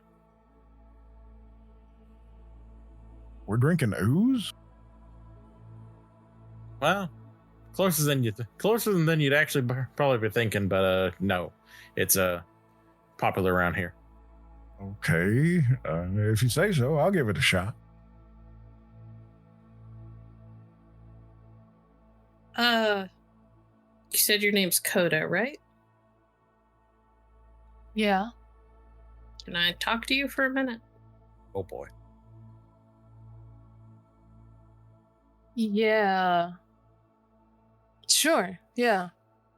She kind of stands up and gestures for you to follow. She does take the apple juice with her. Coda follows. She leads you away from the others. Listen, Enough if to I not- hurt your feelings, It would take a lot more than anything you could say to hurt my feelings, trust me. I pulled you aside because you haven't read our stories. Men on these trips tend to not do well. We're going to have to look out for your friends. oh, well, yeah. I mean, I always do. Like, why wouldn't I? No, I need you to hear me. There are things and threats out on the water that target men specifically, and they target them in ways that aren't just martial. It's not about fighting. Oh, you mean like not mermaids? What are they? The ones that like sing Sirens? and it Sirens. Among Those are other real? things. Yeah. Yeah, they are. Why they only go after men? Whatever, it's fine. Oh. She shrugs. I assume because back in the day it was primarily men who were on the water. Okay. All right. Yeah. I mean, I'll look out for them. Okay. I just want you to be on your guard. There's going to be times during this whole trip that you're not going to be able to trust your friends to have their or your best interest at heart. We may have to be prepared to tie some of them up at some point. Oh yeah, I can do that. Good. Yeah, no, I feel no. That'll be interesting. Clint though, he's a real tough one though. So at I'll least handle Braun. him. Oh, okay. He isn't that smart. Yeah, where he lacks in, book smarts, Hey, listen, you don't have to defend him. It takes all kinds. Okay. I have a friend who's a scion of Aries, and let's just say the lights are on, but nobody's home most of the time. Oh. Yeah. Yeah. Well, cool. Yeah, I'll just well, Mr. B may be difficult too, and I don't really know what Andre can do just yet. He's kind of new to the group, so yeah. Okay. We look out for them, and then we look out after each other. Okay. Thanks for doing this for us, I guess. Not I guess, like actually. I mean, the upgrade that my boat's about to get and this stuff, she'll tap the apple juice. I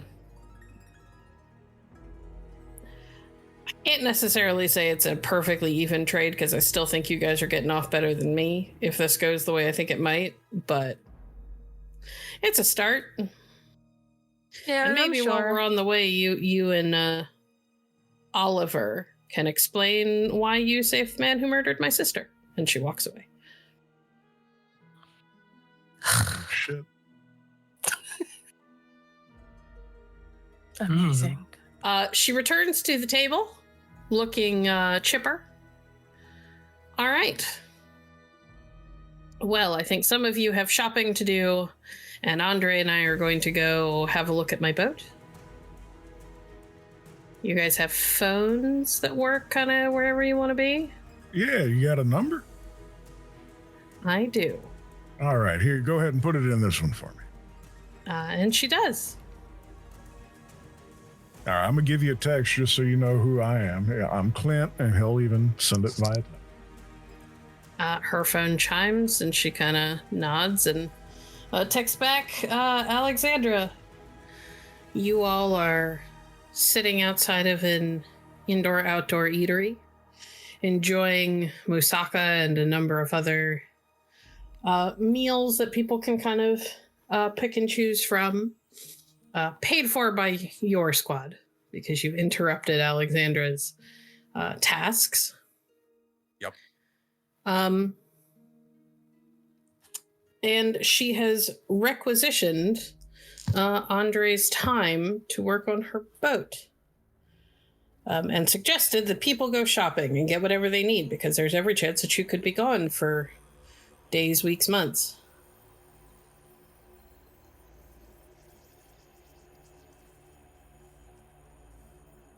Well, where are we going shopping first?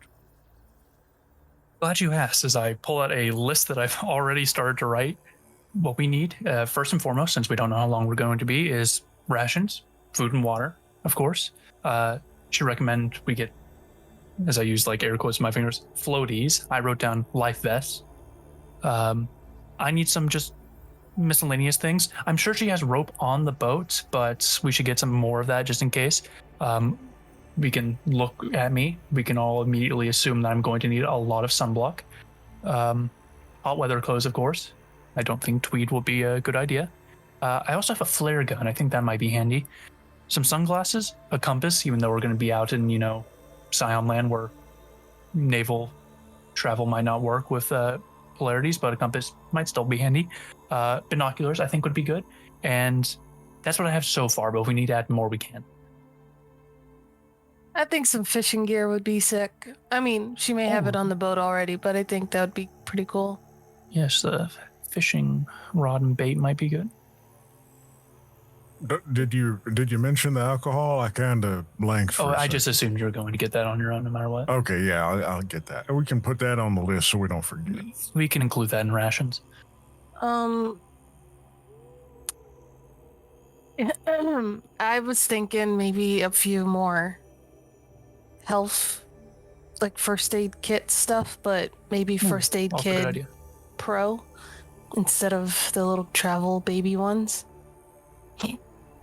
Yes, I will make a note of that as well. As I mentioned, I also have some small things, including marbles, and I also wrote down sealing wax, just because you never know. Did you say Same with the sealing marbles. wax? Yeah, for like letters and things like that. Why are you putting letters on the sealing. ceiling? No, like not CEI, SEA for sealing. Like to close something, to keep closed. Oh, okay. Mr. B, Mhm. I don't want to talk for you and your dragon, but you may want a cooler full of like steaks. Yeah, I right. was thinking that as well. How big is this boat? I don't know. 'Cause if we're gonna have like a whole no offense, Brom, dragon. Well, he's not that big yet. I'll just text her for a picture of the boat. Here, hold 1 second. And Clint will send Alexandra a text asking for a picture of the boat. Definitely bags to throw up in. And what's that other thing that eases your stomach if you get nauseous? I don't know, something like that. Saltine crackers. Yeah. Gonna just include those in rations. Oh, and finally, that stuff that I've seen it on infomercials where the guy just like slaps the side of the boat and then no water Flex comes tape. out of it anymore. Yeah, we're gonna need that. I don't know what that is, but I will write down duct tape, and if you see what Nope. you just said, then you can grab that. Well, duct tape No, is it's got to always have helpful. Billy Mays on the front of it. No, Billy Mays didn't do that. I thought Billy Mays died. did. Well, Oh. yeah. He like ate. Anyways, Wait a minute. ages ago. No, Um, I haven't seen an infomercial in a real long time. I assumed he was just still. Oh, man. no, they made a clone of him and now he does it. Clint, Yeah? your phone chimes. Oh, okay. Let's see what we got here. There is a picture from Alexandra. And it shows, do you guys know what a Greek trireme looks like? Out of character, yes. I know what a trireme looks like. That was an out of character question for everybody. Okay. I needed to know Yes. if I need to provide a picture. Out and in, no. Okay. I am putting it up in the group chat. I don't even know what word you said. What did you say it was called? A A trireme. It's like ream, but 3 of them. Oh, I know what this looks like. Yeah, I had to make one of these. All right, cool. It's not quite that big, but that's effectively what it looks like. Here, it looks like this, and Clint will turn the phone around to show it off. Oh, shit. So I she's got was a bird expecting- nest. Something more modern, but okay, that also works. Wait, am I going to be paddling the whole time? Yes. Hopefully not. At worst, she can probably use her Myrmidians to row. At best, Andre might be able to soup it up so it rows itself. Oh, that's a thought. But at even more worse, maybe we will have to row. I'll be ready for it. I don't mind. Hmm. Let me just send back thank you. And can I have a selfie for the contact photo? That's a weird question. She sends back a selfie of her,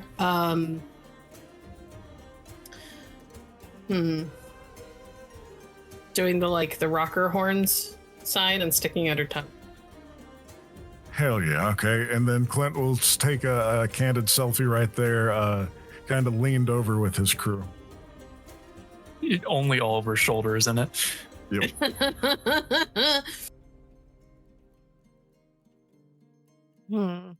Coda just puts Pele in front of her face. All right, You now guys y'all think say you- cheese. I'm not even in the photo. It's okay, just say it. It'll be fine. Jeez. Hey, He's and done. All right, send that off. Anyway, do you guys think it would make sense to get bags of ice, or is that going to be bad within days, or not even days? Probably one day. Yeah, well, for what? For how? What's your purpose? I mean, I'm getting a cooler and a lot of meat to put in there. Just get the gel packs. The gel ones, they last longer. Oh, okay. And they could also double for helping to ice injuries if we have any. Not that we don't heal quickly, but you know. Still a good idea. Yeah. Does Andre need anything? That's a good question. Andre, did you give them a list of things to get for you before you departed? I sent a rather extensive list to Clint. All right, let me start scrolling through this here. Yeah, okay. Here, Mr. B, just take my phone and write it down. I was about to say, how many of those things do you not understand as I take the A phone and just lot. start adding his things to my A list? second one would have been sent to Oliver, just being like, wait a minute, this is Clint I'm thinking about, and then sent to the same. You know, he like hands me the phone, then I check my own phone. It's like, oh, wait, nope, never mind. You're good, Clint. Okay. Are you writing down this list, Oliver? Yeah, I mean, I'm just going to keep Andre's things on the phone since that's easier than having to write it twice. But the list of other the things we're getting, yeah, I have right here in my journal. Okay, Coda has like somehow snuck in toaster strudels, but like trying to match your handwriting. Can I ask her to do a roll for that to see if I can tell? No, because I like the meme. Okay, I'm going to add it to my physical list then.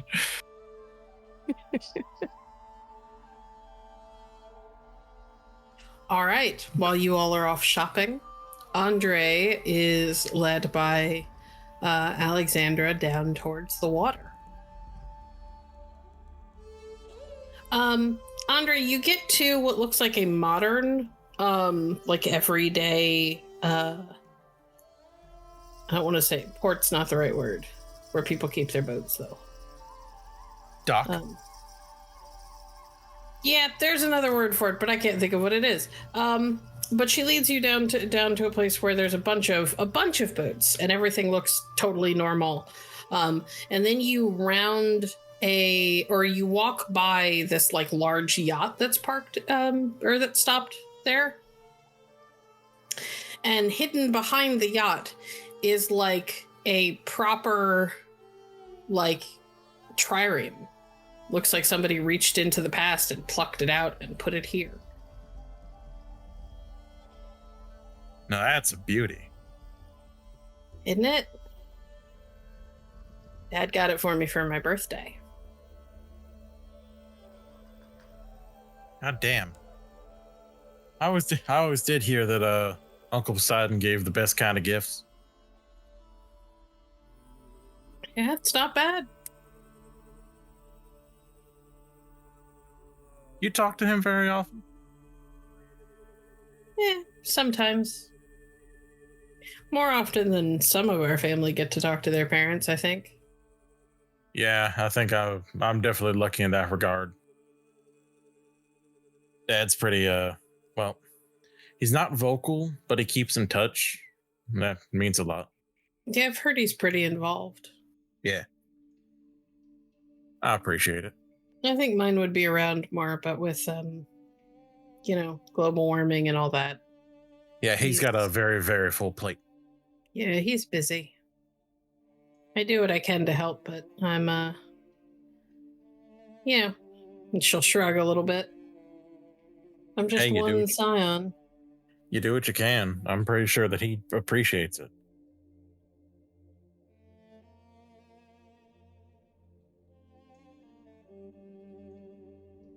So, what have you heard about me? If you were talking about the other three.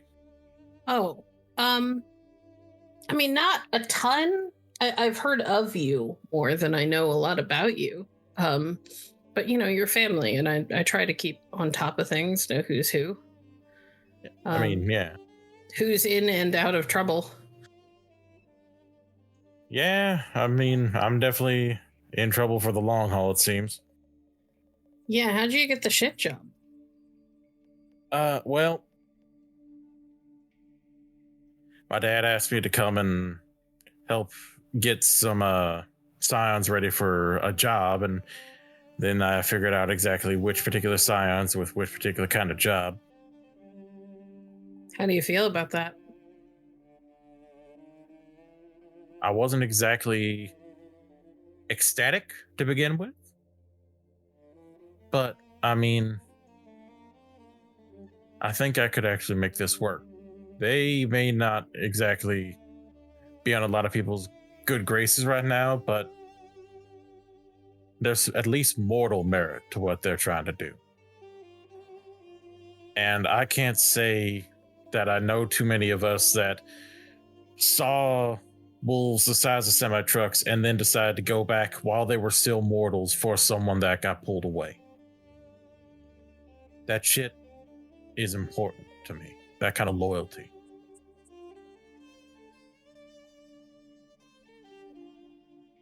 How do you feel about them helping the guy who's responsible for most of that?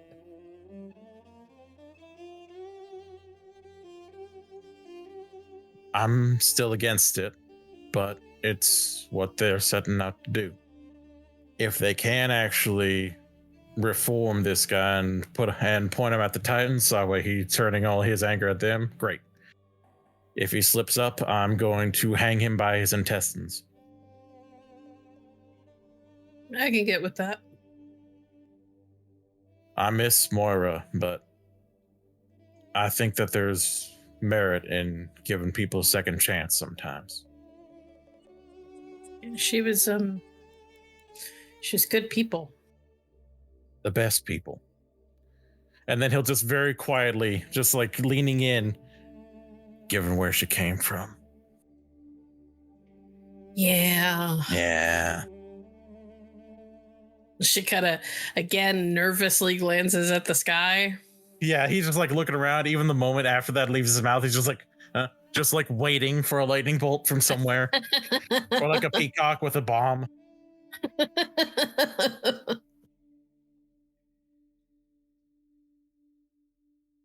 Well, so what I could use is reinforcement on a lot of this. I mean, it's fine if I'm not going into crazy dangerous waters, but if we're trying to reach a terra incognita in the middle of the water, scion of Poseidon or no, we're gonna run into things like bad weather and probably some sea monsters who aren't super thrilled with us being there. So yeah, no kidding. I also told Oliver to maybe see if he could find a way to pick up some sort of like soundproofing, because I mean the sirens are a thing, and if nothing else we could try to cuff ourselves and throw ourselves below deck. Me and Clint and him. I fully acknowledge that I may have already thought about that on other trips, so I've got some pretty thick chains below deck. Good idea. Yeah, my first time on the water, but I mean, the sirens have been in enough stories that they're just something you kind of have to think about. Yeah. I don't know how much I can help with all of this, but I know water and sailing, so I'll do what I can. And I could do minor repairs on the boat, on the ship. Oh, if something gets broken, then I'll fix it. You don't have to worry too much about that. It literally takes me seconds. All right. And if it comes to fighting, you could leave that to, well, I suppose me and. Oh, if it comes to fighting, I'm helping. Oh, good. I just did what I assumed. I may not be as dedicated a warrior as some of our cousins, but I'm not a slouch. Neither am I. And she does this thing where she flexes her hand, and that bracelet on her wrist fades away and replaced. Instead, her hand is wrapped around a trident. He just smirks and then will pull his wrench from his hip, and then will just like roll it in his hand. And as he rolls it again, it will shift into a large two-handed labrys that will then just rest on his shoulder. Not bad. Packing pretty heavily yourself. Yeah, well, Dad's got a particular. She'll stare up at it. Flare. Yeah, I decided to go for something. Give a little bit of respect to the name of one of the monsters. I mean, listen, the other pantheons can talk all the shit they want. There are very few pantheons who have the style ours does. Damn right. All right, well let's get to work, shall we? Lead the way, boss, and he will shift it back to being a wrench. Yeah, she goes. She does that. She does like a roll of her wrist, and it disappears, and the bracelet reappears. And she proceeds to take you through the things that she thinks need to be reinforced. The areas she thinks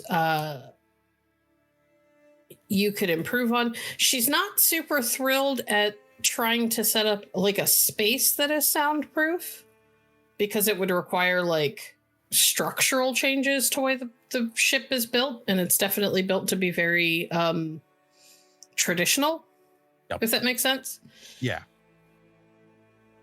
However, she does kind of guide you through places that you could put in like extra reinforcements below deck and things like that, so that you have a place that you could tie up somebody with epic strength and have a reasonable chance of keeping them in place long enough.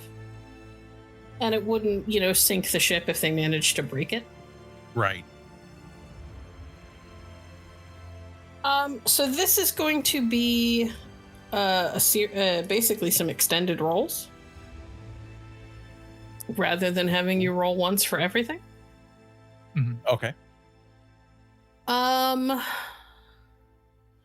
Looking at your sheet.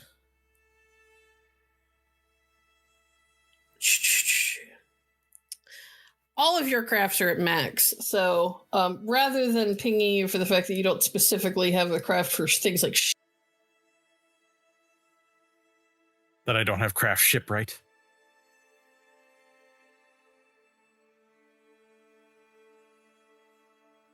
Let's go intelligence and crafting.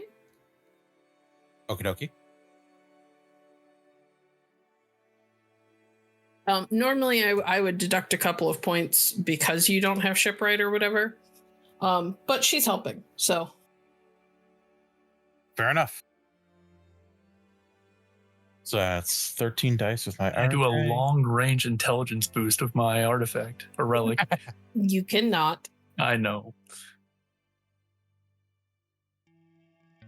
That'd be 9 successes. All right. I'm gonna need 4 more of those. Coming right up.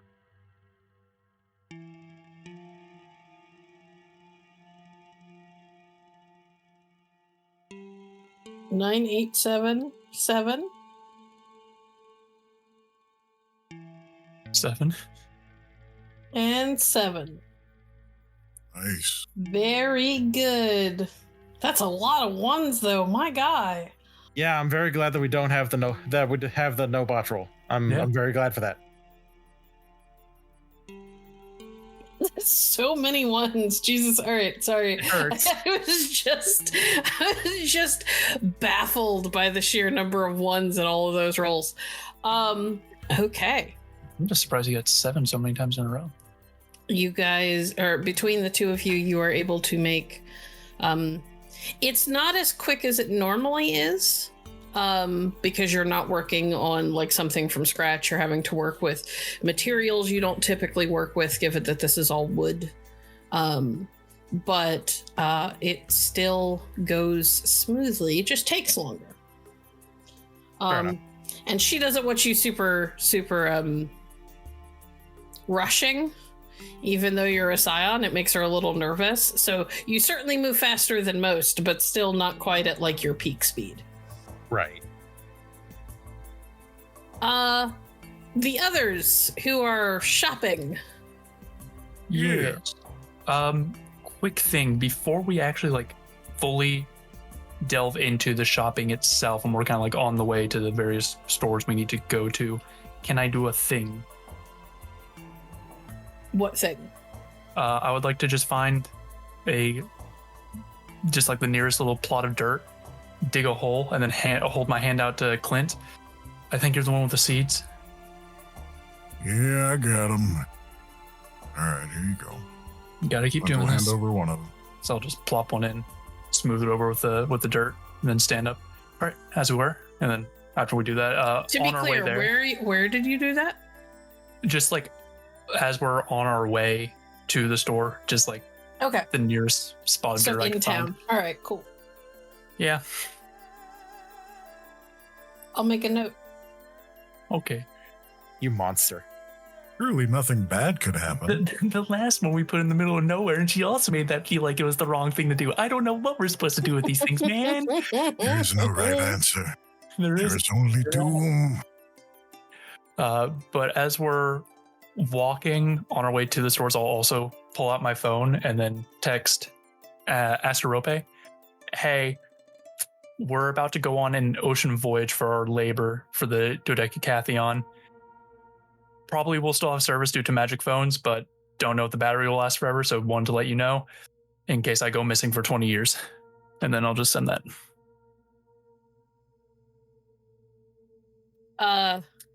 You get back ... That's not funny. You're right, sorry. And then your phone rings. Hello? They're sending you on labor on the sea?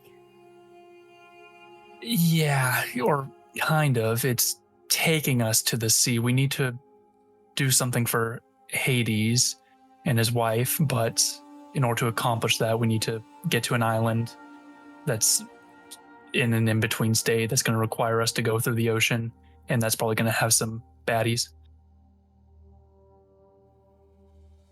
Oh.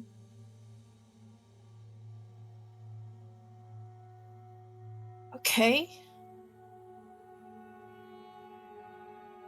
I just sort of want to let you know in case anything, went wrong.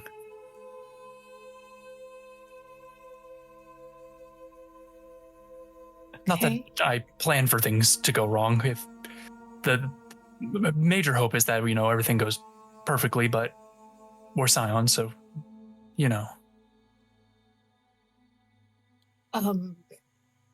But this is a labor for Hades? Yeah, we need to...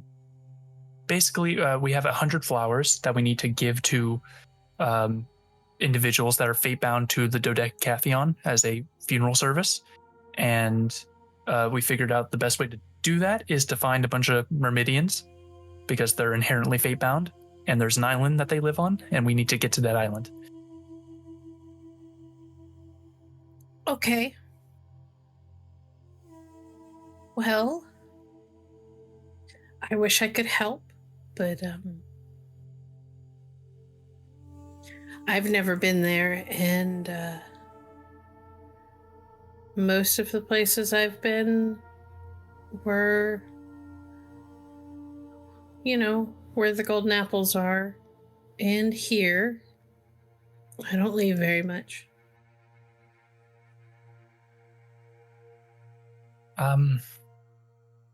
Please don't die. I don't plan to. I'd be very cross if you did. I know. You'd probably come straight down to wherever underworld I end up in and give me one hell of a talking to. Yeah. And be careful of the sirens. Yes, I got, or at least on the list, I have sealing wax for, the ears. And don't go to Circe's Island. Oh yeah, no, definitely not. And even if we do, I'm not going to eat any food. Okay. All right. Well, wait. Can you say it? No, we've met a scion of Poseidon who's going to help us out. Oh. Which one? Alexandra, do you know her? She knows Damon, so I you probably do. know. Oh, okay. She's come here. She's come by before. All right. Do you want me to tell her hi? Sure. That would be nice. All right. Tell her will do that. tell her I say not to let you die. I will do that. Okay. I love you. I was going to say that first. Well, I win. You were too slow. I suppose you do. I love you too. Okay. I'll let you go. Be safe. You got it. You should get one of those chargers that operates on Solar power? Yes. Ooh, okay. Yeah, that's actually a good idea. Hold on, as I gotta position my phone to my shoulder and add that to the list. Great idea. Okay. Be safe. You got it. Bye. Bye. Ooh, you love her. It's gonna stare straight forward. Wait, did he actually say it? I don't think he said it. He said it. I heard it. Okay. So we have a shopping list. You A would, lot of I items on here, love so I you, think it would be Estelle. beneficial if we split it up in 3 ways so we can cover more ground. Yeah. I mean, that's a smart thinking, but Mhm. you love her, huh? Oh, he loves her so much. I'm just gonna keep walking. All right, don't get too far away. Come on. Let us catch up.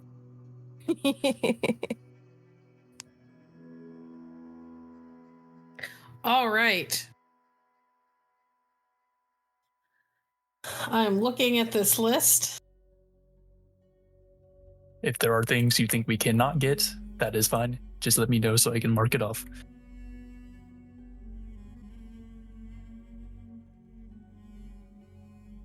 I'm going to end up severely disappointing Coda, but I don't think toaster strudels are going to be on offer in most grocery stores in Greece. Especially not ones in tiny fishing villages. Yeah. Hey, you know what? It's okay. They don't have the American section. Y'all, if we just get some frozen puff pastry and some real cheap ingredients, I'll make us some. No, I mean, yes. Do your cooking learning. Yes. Yeah. Yes. Went on the list. How does this even end up on here? You wrote it, remember? No. I 'Cause mean, were you might have written carousel it while for we me. were talking. Yeah, I guess you can make custom toaster strudels. What kind do you want? Do you want the fruit ones or do you want like the breakfast ones? What?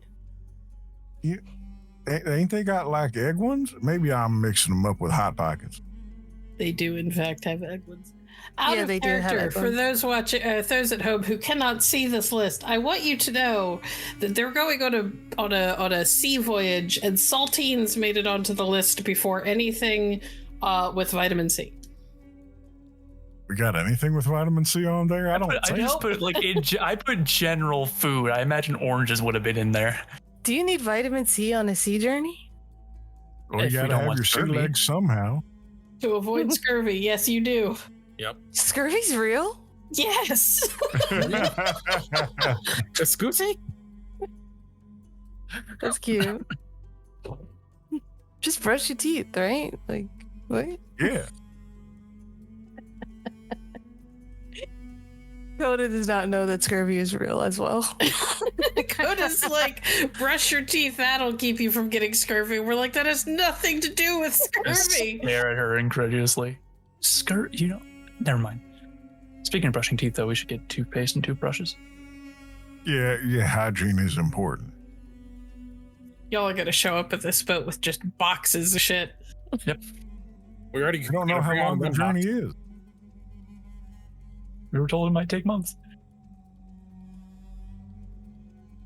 Okay, we're gonna hand wave and assume that you guys can get everything. There isn't anything on here that seems all that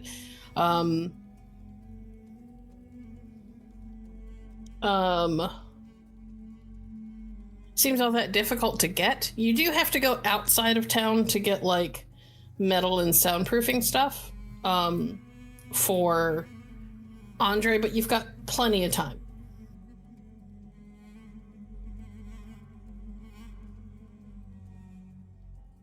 All right. Groovy. Okay. Everybody meets up at the ship, or at the docks where the ship is, some hours later. It is getting on into late afternoon, and the pin that was dropped for you to find them leads you literally out onto the water, and it takes you a minute to realize that you have to go down the dock and follow it, but you actually get your first real look of the trireme. You know, I kind of thought she was kidding. I thought maybe she found it on the Google or something, but that's real. Huh. It's impressive. Think it's got beds? I hope so. I didn't put down hammocks or cots because I thought it might have them. It's got hammock, she calls from on deck. Okay, We're good. going to be swinging. Just to You be don't sure. want docks on a ship, or you don't want cots on a ship. Yeah, because Water. moves around in water. Just make sure the etiquette's right. We have to ask for permission to board, right? Yes. Permission Permission to board? granted. Thank you. Oh, and by the way, Asterope says hi, and to make sure I don't die. How do you know Asterope? She's my girlfriend. He loves, He loves her. her. Well, isn't that cute?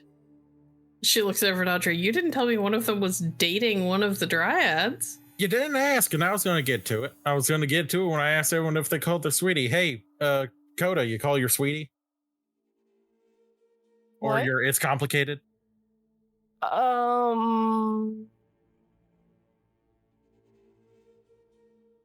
It's You should do that. complicated. We're going to be gone for a while. Yeah, even if it's Probably. complicated, you might want to let them know. It's complicated. It's complicated. It's complicated. Permission to board the big ship. Yes, permission granted. You too, Clint. Come on. Hey, okay, thank you. Good, because I was going to... you all can talk to her for a second. I'm going to call my sweetie. And he's You just have going one? to head off. What do you call her? Yeah. I didn't know this. Well, normally I call her Mia. She's one of the Deva's kids. Daughter of Kali. Flower. You know at Davis Island, don't we? The other Kareem?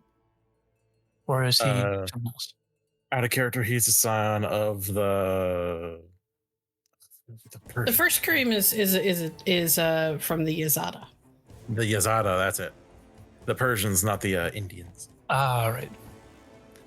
Speaking of, All right, so who's making a phone call? Coda. You should really at least leave one final message. Who knows what could happen? Gonna text, but yeah, I can leave a. Or a text, whatever you think is best. No, I can leave a message. I can leave a message. God. And she'll like walk to wherever is the furthest away from everyone. Okay. Are you calling? Or are you texting? What are you doing? She's calling. I'll conveniently have Clint help me load things up onto the ship so she can have her privacy and space. yeah, no problem.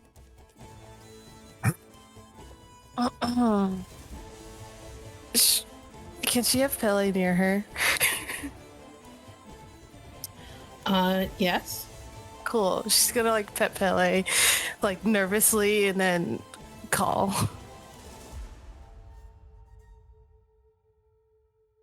Roll me a d10. Oh my Dios míos. Roll you a d10. Oh, 1d10. Oops.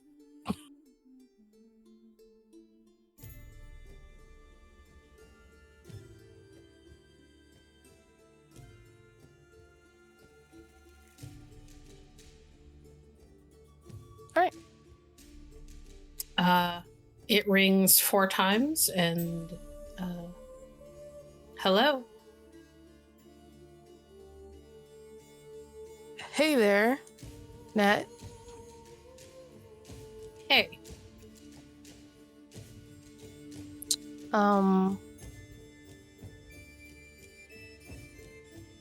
Nice to hear you. Yeah, do you need something? Yeah, I'm about to go on this like boat trip situation. Out of character, what's the pantheon called again? Dodecathion? Dodecathion. Okay, yeah. For a labor I'm doing for the Dodecathion, so we're gonna be doing some stuff and going to some in between space, and everyone's making phone calls to their beloveds and such. And I figured I'd tried one last time to reach you to, I guess, say I'm heading out and hopefully have another chance to perhaps schedule time to talk about us, or this could be the talk about us. I ran into your dad the other day and I just kind of figured. Yeah, he mentioned that he saw you. Yeah. So a boat ride for the Greeks, huh? Yeah, it's kind of crazy. The boat's like fucking huge. Like really fucking huge. It's like a tricorn or something. Trireme? Trireme, yes. Yeah, we went on one of those once with Moira. Well, good luck. Sea journeys with the Greeks traditionally don't go well. Yeah, Alexandria said that. So we gotta keep an eye out for the guys here and such. But yeah. So I guess are we still together is this? We on hold? I don't know, Coda. I've been a little busy, trying not to die and trying to keep Gwen from killing other people. Yep, I get that. Damn near lost a finger. A few days ago. Damn. She was fighting our group the other day when we were like, it doesn't matter, but she like knocked Clint down and then I like knocked her down and it was kind of sick, but I used what you taught me and it was pretty fucking sick. Good job. Thanks.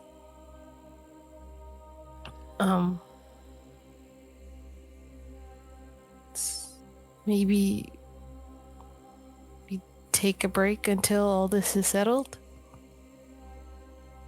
Yeah, I kind of assumed we were. Well, we didn't say anything.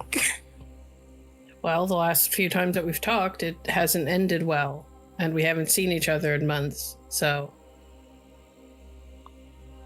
And it's unlikely to happen. It's unlikely that we're going to see each other for a while still, so... I don't know. We should still communicate it though, because I mean, I've only interacted with talking to people in fiery explosions of whatever, and I don't know. And I mean, we haven't been able to see each other because of stuff that I've done or I've agreed with, and of course you dealing with the aftermath. So I guess I just wanted it official. Okay. Consider it official.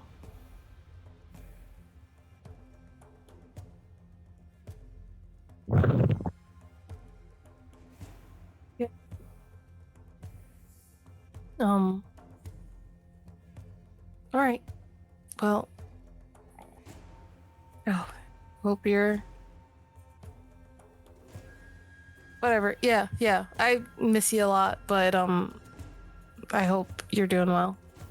I know you're crazy busy and whatever, but thanks for taking the time to talk to me before all this. Yeah. No problem. I'm recovering from regrowing some fingers, and I think I'm supposed to be going with Damon and some others to go get some more apples soon, because we're almost out. Well, be careful. I know that's stupid to say, but still, be careful. Well, I'm going to a place that's being guarded by a 100-headed monster, so careful is a relative. Okay, well, take care of yourself and others. That's my job. I'll let you go. I got things I gotta deal with. Okay. Bye. See ya. Bye. And she hangs up.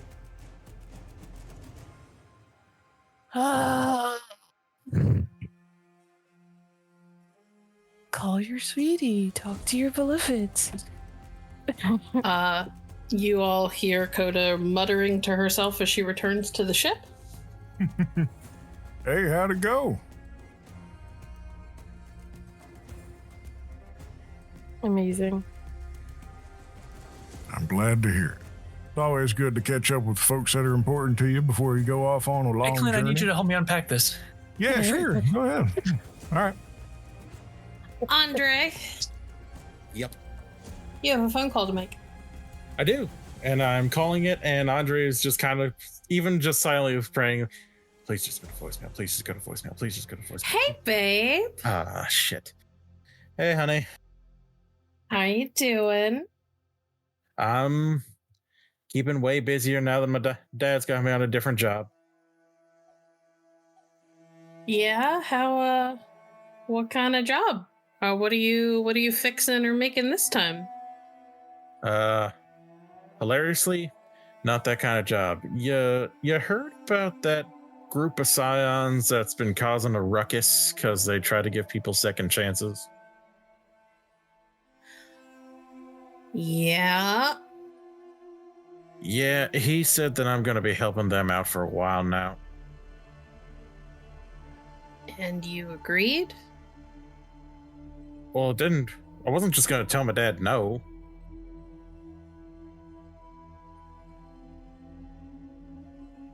I don't Let's start doing understand. I don't we're doing a- understand how you have one of the few fathers that you could probably get away with, or one of the few parents that you could probably get away with saying no to, and you still don't do it. Well, that's the thing, is that I could get away with it, but I don't want to. Whereas others just that they want to, but they're afraid to. I suppose.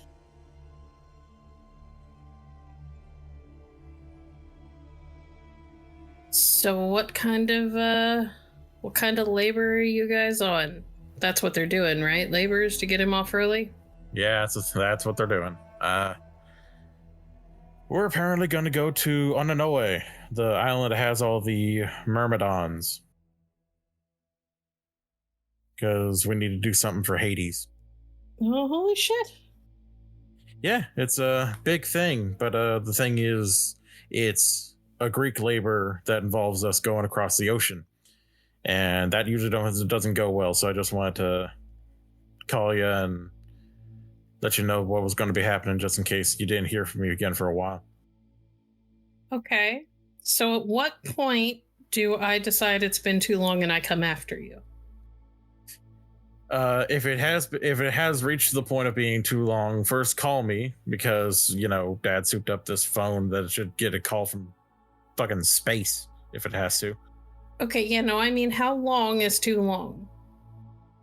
I trust you and I trust your judgment, but at some point, if you don't show up, I'm coming out there, and I'd rather it be by the standard you set than mine, because if it's mine, it'll just be next week. I appreciate that, sweetie, but just give it I don't know, 4 months.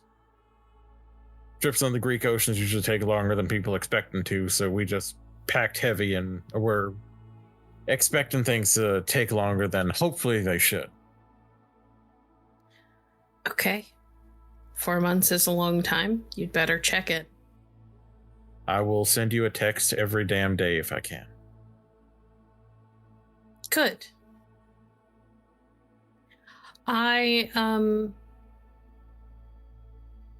am currently helping trying to help somebody who is regrowing some fingers. She's being difficult. I think I might know who you're talking about. Oh? If, from what I heard, a little half conversation a few minutes ago, you're with a scion of Nesha? Yeah. Yeah, that's one of the people's here, sweeties, and apparently they're in a it's complicated moment right now. Oh, that explains the look on her face when she blew out of here a few minutes ago. That would be it. At some point, these other scions are going to have to realize that you got to just let go, not be so uptight all the time. Yeah, but you have Makes to life remember, easier for everybody. you're telling me, but these two are kids. The one I'm with's barely able to drink. Well, shit. I mean, I wouldn't try to stop this one if she wanted to drink when she does drink, because she does a lot, but she's a little bit like you. No matter how much she puts away, it never seems to do anything. Yeah, that's what I heard about her. Firecracker. Tough as hell. Yeah. Lost part of her hand to one of the wolves. Ew. That's all right. She's let's just say that between my help, some apples, and her own fortitude, she's regrowing it. That's good. I I would say give her my best wishes, but I don't think she wants to talk to anyone that has anything to do with all this shit right now. Yeah, probably not. Nah. All right. Well, be safe. As I can be. Text me every day. I know that's not our normal rule, but I'm instating it now. Yes, boss. And know that if you do anything stupid and don't come back, I'm coming after you. If I don't do anything stupid, I've been replaced by a body snatcher, and you are free to kill whatever is holding my face. I'm just reiterating. I'm coming after you if you don't come back on your own. I appreciate it. And, let's just say I'll be less motherly. Oh, Smashanakali. Ugh. Okay. Well, I love you very much, and I hope you stay safe and have what fun you can, and don't end up getting eaten by sirens, okay? That's the plan. Love you very much. I'll bring you some olives. You'd better. And she hangs up. And he will hang up as well, looking significantly happier than Coda did when she hung up her call.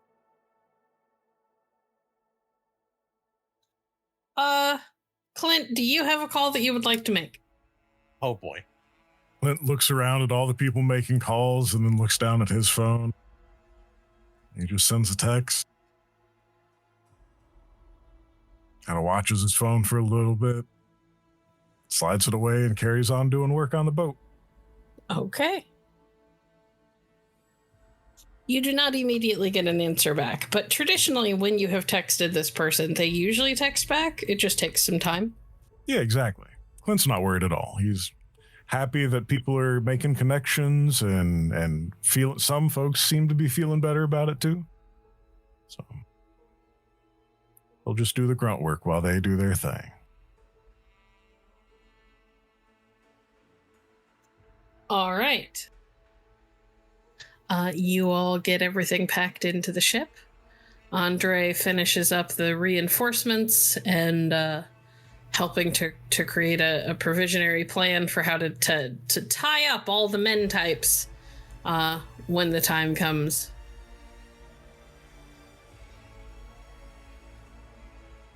And she kind of looks at all of you. All right, well, we're as ready to go as we're going to get, but we've still got one more thing to do before we leave. What's that? We have to go find the Myrmidon and return him to the colony. Mm-hmm. Yep. Right. Let's do it. So, all of my research says that he lives in that house across from the old guy's house that you all pulled up in front of, but I haven't seen him today, which means that he was probably out at whatever passes for a job that he has.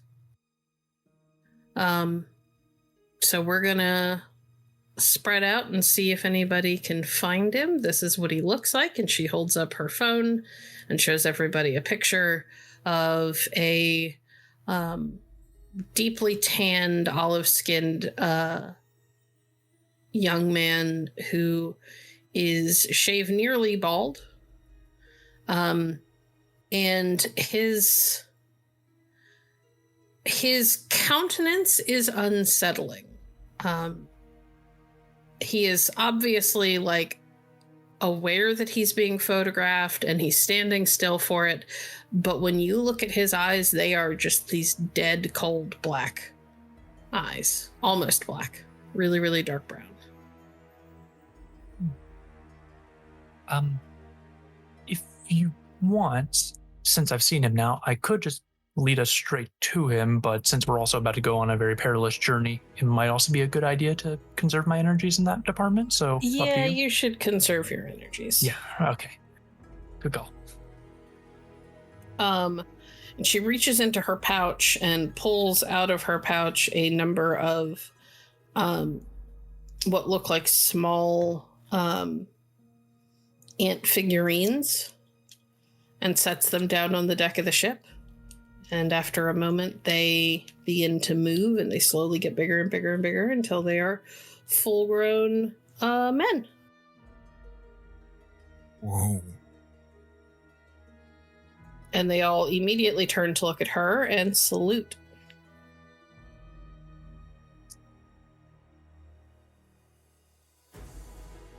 You ever think one of them's been lost in like a couch cushion before?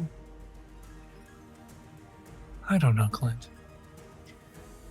And she begins to give out orders. They're all dressed in what look like just normal modern clothes for the moment. She begins to give them orders in Greek. It's mostly, split up into pairs. And she's just effectively sending 2 with each of you, and 2 with her, and 1 with herself. And she turns to the rest of you. All right, if we make this fast, we can get on the waves at high tide tonight. I'm gonna send 2 with each of you. They'll follow your lead. They speak okay English, but keep your commands simple. They're not the brightest bulbs on the line, so to speak. And look to them, see if they have a reaction to that. They do not.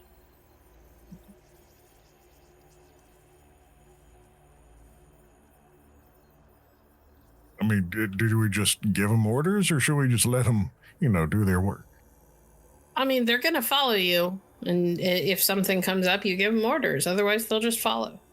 Oh, okay. When they see him, if he's one of them, they'll take over. But What if he ain't? then they won't react, and we know he's not one of ours, and we move on.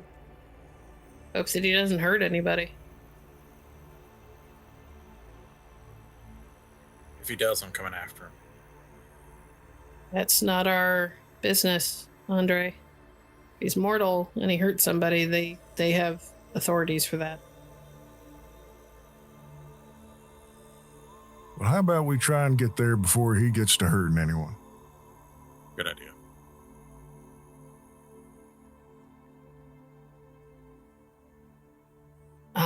She steps off the ship, leads the way. All right, everybody take a quadrant, I guess.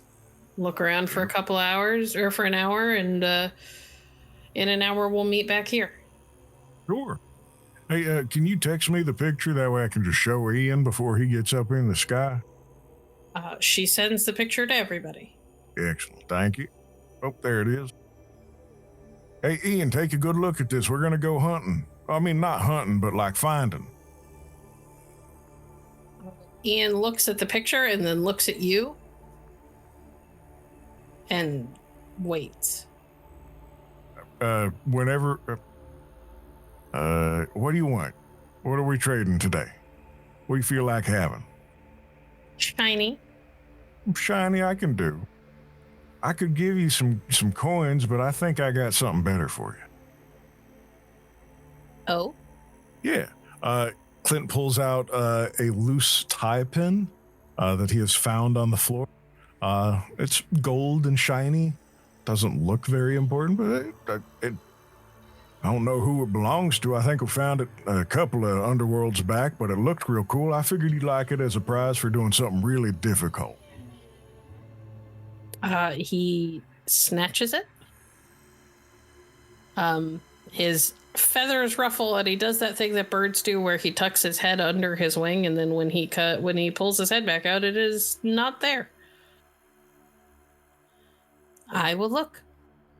All right, cool. You let me know if you find anything. I'll be down here looking too. And he takes off. All right. I'm going to allow everybody to make rolls. The Myrmidons cannot help you find him. They will simply help you deal with him when and if you do. I would like everybody... Don't say it.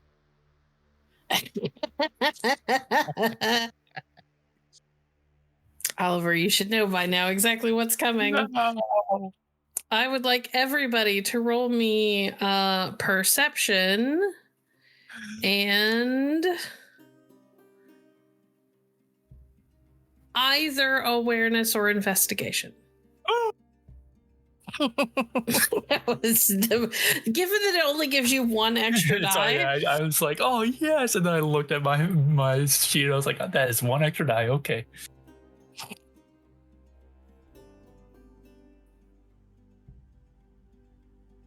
Well, I got 2. I got also got 2. I got a rock. Oh, Coda, Okay. sweet Coda. Yeah, I'm counting. Should I roll for Ian as well? Yes. Mm-hmm. And then you modifier is 2. Okay.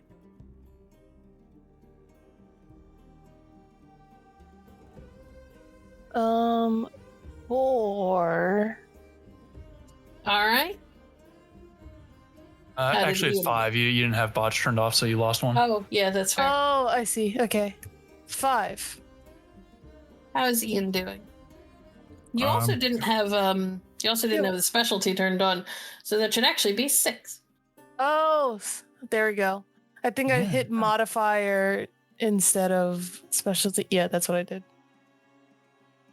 Ian got 3. Okay. You guys look for about an hour and a half, and just when everybody is like, we are not gonna find this guy, can't find him anywhere, and so you hit the end of that hour and you're about to double back to meet up with everybody when Ian squawks at Clint. And he's well up above you and kind of circling, and you look down the road, and the young man is coming out of what looks like a shop. Shit. All right. Let me get a phone picture real quick and send him. I found him. And he'll take a picture and send it to the group. Do you point him out to the Myrmidons who are with you? Yes. What do you say? Since it has to be simple, I'll just say, go check him out. They will walk past you. They walk almost like they're marching.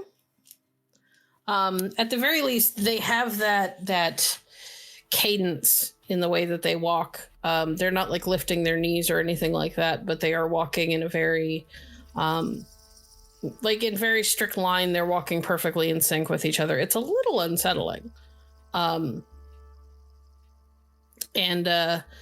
they walk towards him, and as you watch, his eyes lock on them, and he kind of stops in the middle of the street.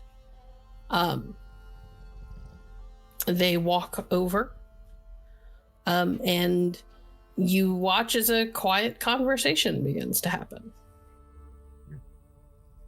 I'll very slowly, sneakily approach. As very sneaky as Clint is. Give me Dex and Stealth.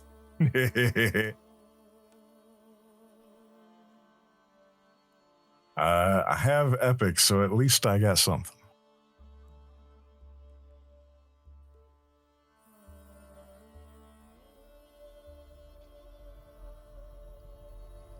Two successes. Okay. One of them glances over at you, so it's clear that they know you're there. You don't speak Greek, so you don't understand the conversation that's happening. I nod along like I do, though. But it seems amenable. And they're talking in a manner that reminds you of people who have a very long-standing and easy rapport with each other. Like they've known each other for forever. Now that things seem to be going pretty well, Clint will send out a follow-up text of, Myrmidons think he's pretty cool. Alexandra texts back. Okay, when you can, tell them to bring him to the ship. Okay, I mean, like, do we have to go real quick? It seems like they're having a good time. Yes, we don't want to leave them wandering unchecked. They need to return to the colony. Okay, will do. See you soon. Hey, fellers, it's about time that we get heading on back to the boat. And all at once, the three of them stop talking. Their spines stiffen and they turn and look ready to follow you. Or no, they don't even look, they don't even stop to follow you. They just turn and begin walking back in the direction that you came from. Yep, come on. Oh, hold on. Blow right past you. Hey, I'm with you too. Okay. I'll To be follow fair, them. you did say it's time to get back to the boat, so they're just they're following orders. They understood boat. That's the important one. All right, I'll follow y'all. I'll follow you there.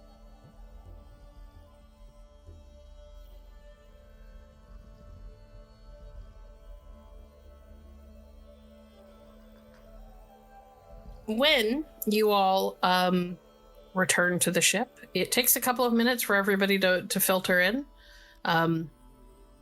coming with their myrmidons. Alexandra looks at the young man who is standing with the others. They have all kind of clustered around him and are talking, and he seems somehow like he is right where he was always meant to be, despite the fact that he's probably never seen any of these people before in his life. Kind of weird how that worked. It's a little spooky. Yeah. He's a part of the colony.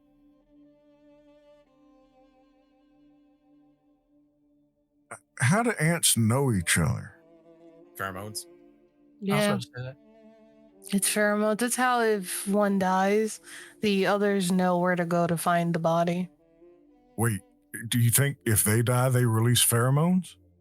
They got it, they're ants, but let's not think about that right now. I technically, like, in one way of putting it, we all do. Like, when we die, we start decaying, and that's kind of how you tell. Would they be able to help us find other ones who are dying? Maybe. Oh, wait. Yeah, actually. That's assuming they. I mean, if actually we were birth close enough for them to find him. Oh, It's not like they can smell it from forever away. Yeah, no. There's definitely like a distance. I remember looking at or studying something like that in one of my classes, and they like release it. It doesn't I mean, matter. these but- guys are ants, but they're not completely ants. So their noses ain't as like super ant noses or something? Right. I don't think so anyway. Huh.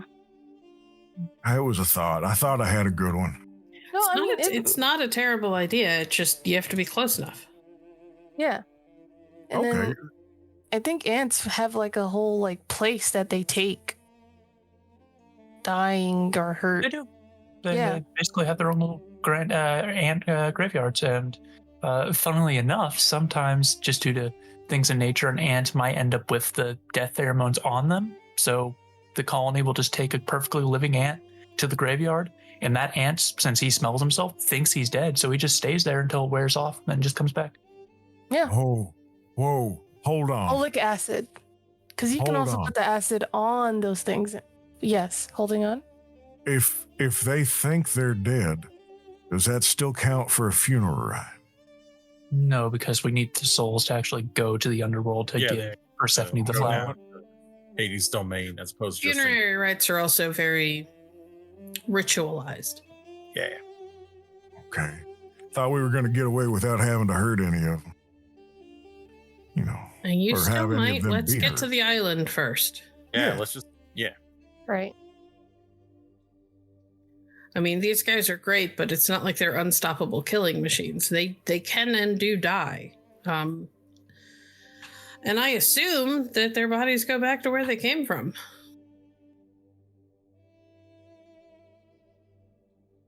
She gives the order for them to board the ship, and then invites the rest of you on to follow so that she doesn't have to say, yes, you can come on every single time you ask for permission. Thank you. Right on her end.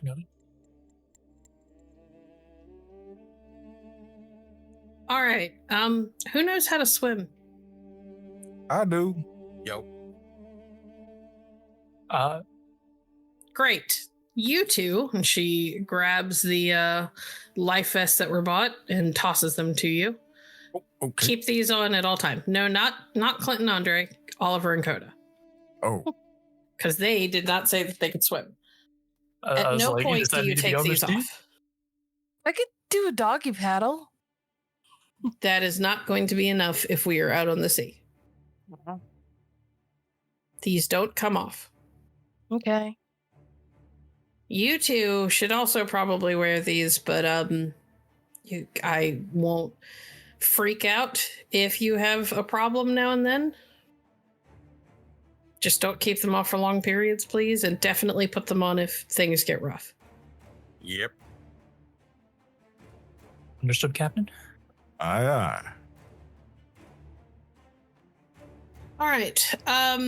General rules. We hit rough weather. You either stay below deck. It's still open, so try and avoid getting too close to the sides. Or if you're above deck, make sure that you are tied off to the mast. The Myrmidons will do most of the rowing, but they're not unstoppable forces. They're going to need help and breaks when possible. So plan to spend at least a few hours a day rowing. Okay. I mean, just a few. I can go for a while. Listen, you want to help as long as you want, then you can help as long as you want. But I'm just saying, at least a few would be appreciated to give them a break. Raise my hand. Can Clint take my hours?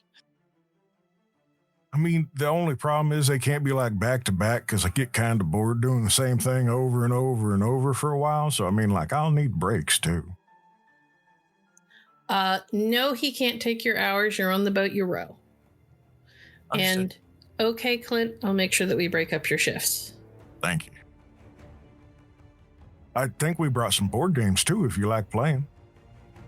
We'll see. I don't know how much time I'm going to have for board games, but I appreciate the thought. Can the Myrmidons play? In theory, they don't grasp overly complex concepts, though. It's okay. We brought Candyland. Yeah, it's my favorite. Then maybe you can teach them how to play, what is it called? Candyland? Candyland? Yeah. It's an American thing. It's as simple as it gets.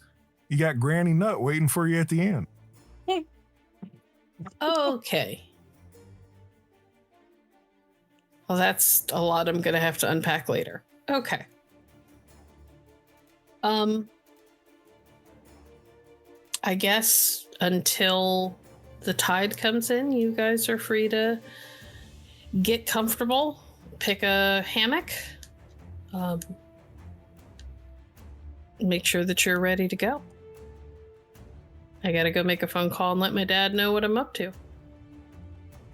All right, sounds good to me. Understood. And she heads topside. She does that GM. all. Yes? Could I utilize this little bit of time to do a craft roll or two to make little things that I was going to make for the crew as a whole? Sure. What I don't know exactly what you were planning to make though. So Fair enough. I was mostly just planning on making a couple little knives and a set of brass knuckles for Oliver, since he's got the whole Ogma thing going. absolutely. Let's make that a blacksmithing roll. Cool. The only other thing that I think would really take attention right now would be making a specialized set of earrings for Coda. You are able to do both. You've got the knacks to be able to do this really quickly.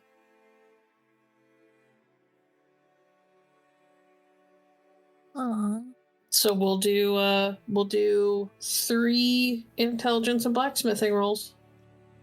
Holy shit. Goodness Oh my. gracious. Holy Whoa. shit.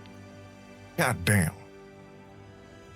So that's a 13 A 12? and an 11. You guys have been doing a lot of countdowns with your rolls. It's a little weird. Yeah. It's a little disconcerting. Yeah, no, everything comes out pretty perfectly. Oliver's got brass knuckles and knives, and Coda's earrings are Knives done. could also just be given to others. So literally just everyone sees him turn around and just start fiddling with stuff, and then he just turns back around and suddenly he's like, here y'all go, and just passes brass knuckles to Oliver, and earrings to Coda, and a set of knives to, well, one knife to everyone just in case they need something to cut with. Oh, Thank you. I use this. Thank you, Andre. This is very Coda thoughtful. will like flip And, the knife in her hand and be like, "This is nice." Yeah, it was kind of a rush job. Sorry about that. No, it's nice. What? Wait, what? I You said mean, salt. yeah.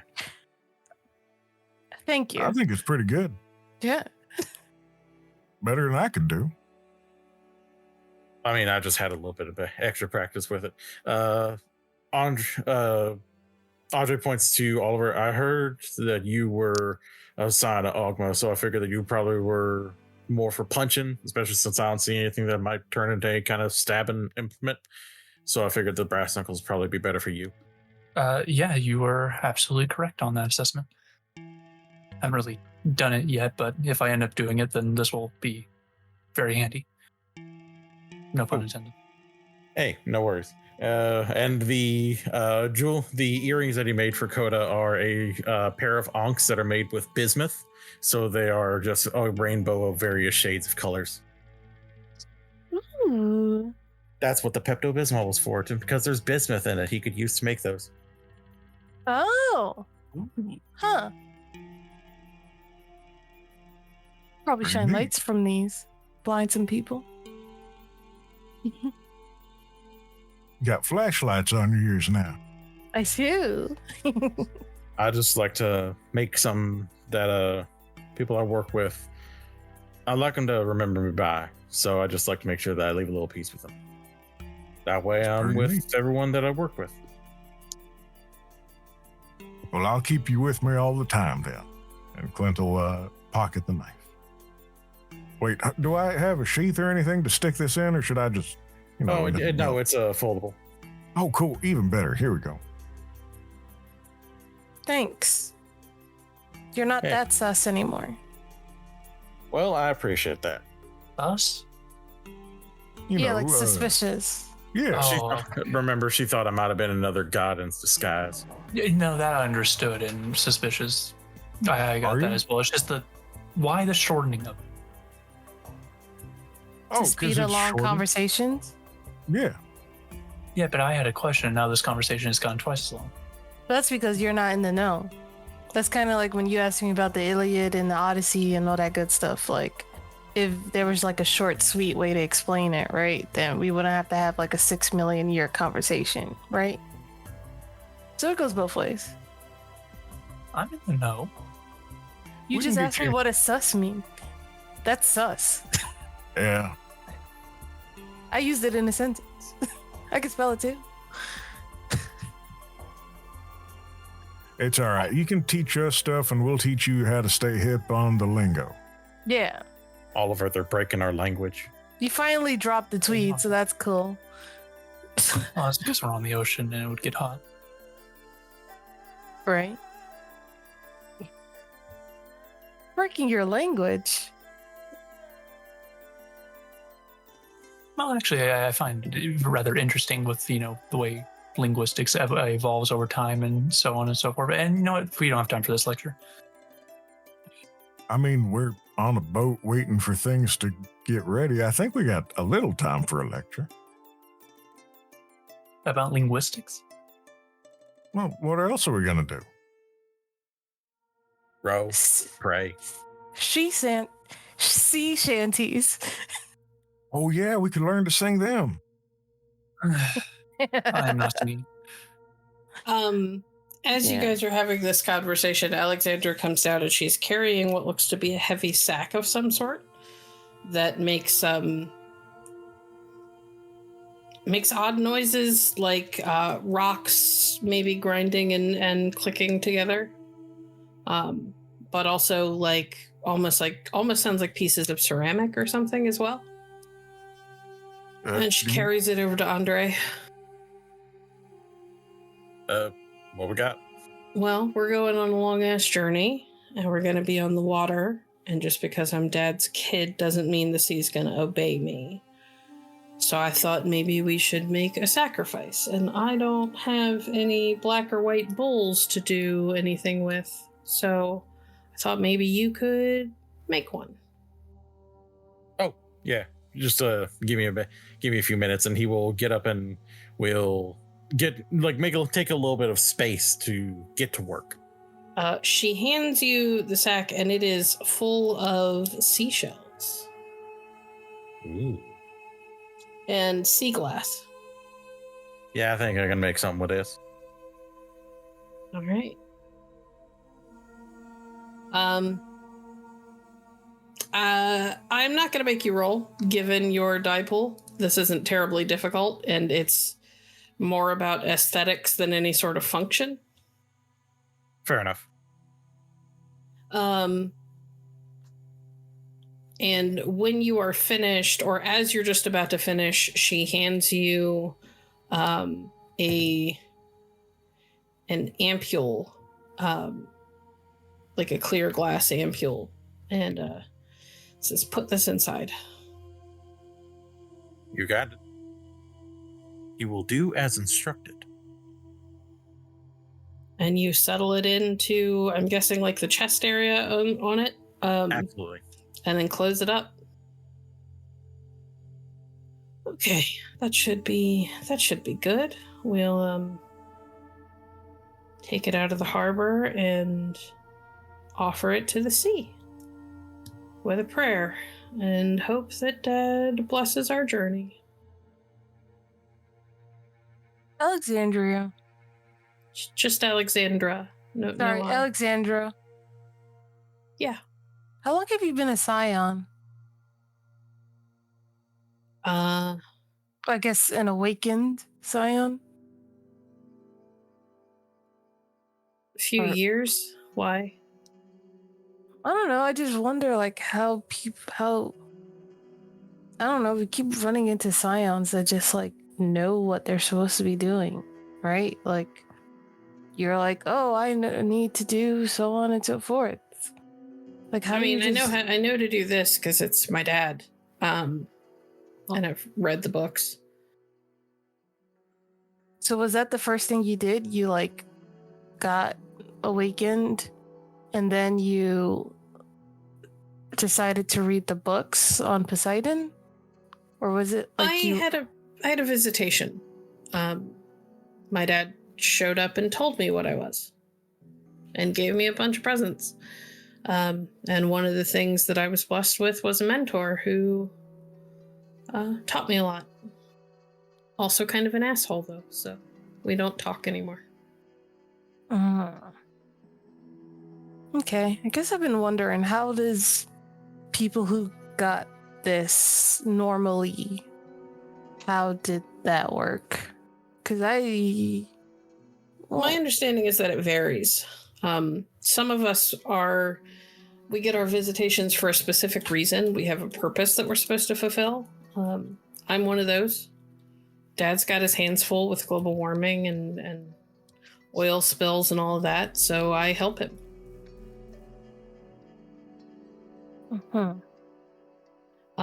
But I know some others who woke up or had their visitations and immediately got thrown kind of hard into the deep end and sent out on epic quests. I'm just not one of those people. I see. Well, that's not entirely true. One of my first jobs, I went whale hunter hunting. So that sounds like fun. It was an interesting experience. Certainly got me comfortable with the fighting part of this lifestyle. Were the hunters regular people or monsters? They were regular people. Oh. They were poaching. Oh. Did you get them good? Yeah. That's good at least. All right. Well, thanks for answering. Based on what I've heard about some of you anyway, you didn't get your didn't get a visitation like normal. Got forced to wake up early. And then No, got I'm your like gifts you. after. Yeah, Coda and I sort of got jump started, you could say. Because of the wolves. Yeah. Hurt like hell. Okay. Not pleasant. Well, the tide's about to come in, so let's set out and make our sacrifice. And then we're going to have a lot of long hours on the water with nothing to do but talk. So, you guys can tell me about it. All right, Captain. Yes. And and one more thing before we go out, we talked about sirens earlier, is another general note, and I'm looking directly at Clint. Yep. If we fight monsters, Mhm. just generally don't say your name. Just don't bring it up at any point. Just for safety reasons. Well, now that you said that, I kind of want to say my name so they Nope. know who's kicking their ass. No, but- see, that's exactly the issue. That is the problem. That's last time that happened. That's why things went wrong. Yeah. Ego is not a good thing. Okay. Don't All let right, arrogance well. kids tell you. What am I supposed to say when I'm whooping up on folks? Do I just say, "Hey, how you doing? Hope you're enjoying this ass whooping"? Die, Sure. motherfucker, die. I That too. mean, I don't. Make up a name. You could also just say, and take this right before you punch him. That also works. Yes. Pretend you're in a comic book. Narrate it with pow and pop. You know, I That kind of must be wonder if I could actually will make do that that. happen. I don't know, but all right, everybody to stations. she All right. turns and starts making moves to get the ship out of the harbor. You guys do notice that there are a good number of mortals who are staring in just kind of awe at this ship. And there are also a few who just kind of look over and then shrug and go back to what they're doing, like this isn't the first time they've seen this.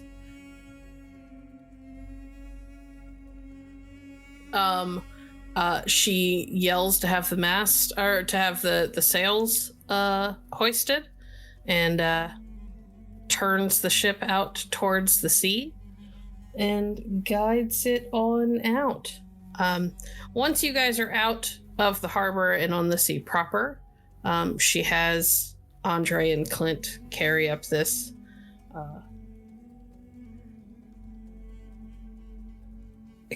the sacrifice, where she lights one of the braziers on board or on the deck because the sun is going down.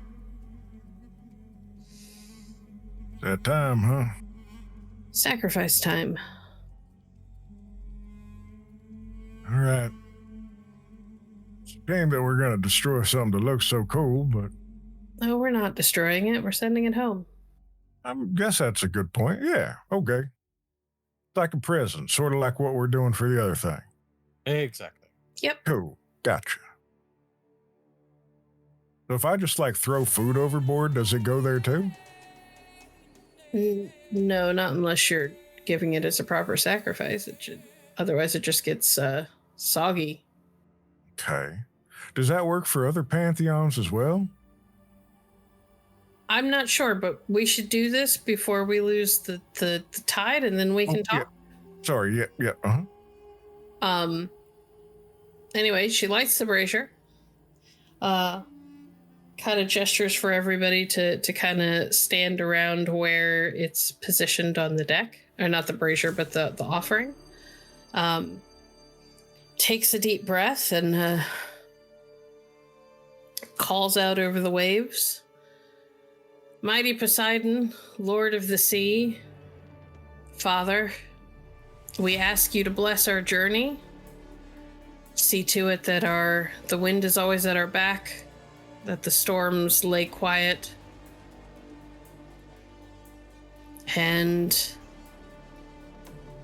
that our path not be blocked by wayward influences. And then she kind of looks at everybody else. Anybody else want to ask for anything before we... I mean, are we allowed to ask for like good vibes or something? That's kind of what I just did, so yeah. Okay, hell yeah. Poseidon, when you receive this, I hope it finds you well, and I hope that we have some nice times on the sea, and that the fishing is good.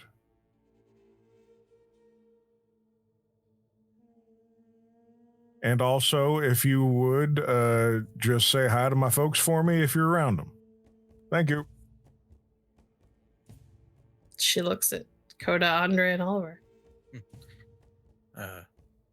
Lord Poseidon, Lord of the Sea, Earthshaker, Uncle, I do hope that you will be merciful to us, for it is the first voyage of I am sure, for many of us. And while I do hope that it is smooth, I do also hope that it will be a great memory.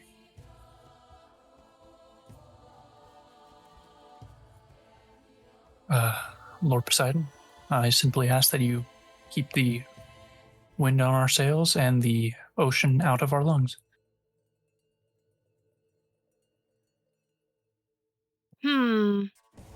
Hey there, Lord Poseidon. Let's see. Let this trip be fun. Let this trip be exciting and memorable. I may not be able to swim, but hopefully this makes me excited to swim and make the sea creatures that are ever tempting less tempting. Yeah. Cool. Thanks for making the ocean, right? That's all. Yeah. She'll look to the group. All right. Do the Myrmidons get a chance? They don't operate the same way we do, but thanks for thinking of them. Okay. And she will move over and push the offering overboard into the sea. And let's add a deep breath. Coda? Yeah? In the future, if you're going to give an offering and ask for a blessing, probably shouldn't ask for things to be exciting and memorable. Hey, I wasn't the only one to say that. People said good, not exciting and memorable. It's fine. I'm sure it'll be fine. I'm not mad. I just a bit of advice. Gods could get, let's say, creative in their interpretation of what we ask for and how they give it to us. If we fight a giant fish, I'm blaming you. Okay, next time I'll say boring and forgettable. No, never mind. If we're fighting the fish, I'm blaming you, but I'm going to have a good time doing it.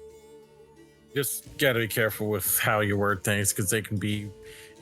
There aren't particularly gods that are called tricksters in the Greek pantheon, because they all can kind of get that way. Yeah. Even my dad, who's one of the better ones, he can get creative in how he decides to interpret things. You saw the shit that made my dad chuckle. Yeah. How's he doing, by the way? He's doing good. He's working on some neural lace for the brain. I'm sure that means something. It means... Yeah, it means something. He's just like, I could explain it, but it'd be like Oliver, just no. You get the feeling that Alexandra is smarter than some, but still nowhere near as smart as you are. And her smarts seem to be much more practical than yours and Oliver. We'll get there. And she begins to guide the ship out onto the water, or out onto the sea. So, what we were talking about before. Visitations. Yeah. Always fun.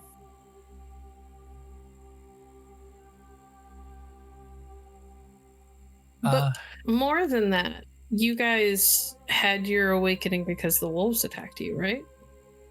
Yes, And you survived. most of us. You lose somebody? We did. Yeah. A man named Yes. Teddy. Do you need help finding them? Not that kind of lost. Clint, the dead kind. I mean, yeah, do you need help finding them? Oh, No, we know where he is. We've Yeah, spoken to him. yeah, he kind of appeared as a ghost to me. Then he ain't lost. I guess so. It's a figure of speech, Clint. It just means that he's not here with them anymore. But sometimes he probably is. What's he look like? Well, wears a cardigan, brown hair, glasses, bit of a beard. Have I ever seen him hanging around? You may have briefly spotted somebody with that description when you guys were in Ireland. But he wasn't around for long, so you're not sure. I mean, I think I seen someone that matches that description. It's been a minute, but I think he might be hanging around every once in a while when we're near where he would be. That's good to know. Yeah. He had a family, a wife and a little girl. I've been meaning to getting around to making sure they're all right, see if they need anything. As a But- reminder, his wife was dead when you met him. Yeah, it was just the Was she? daughter. It was Oh, just my- the daughter. Then retract that statement, just the daughter.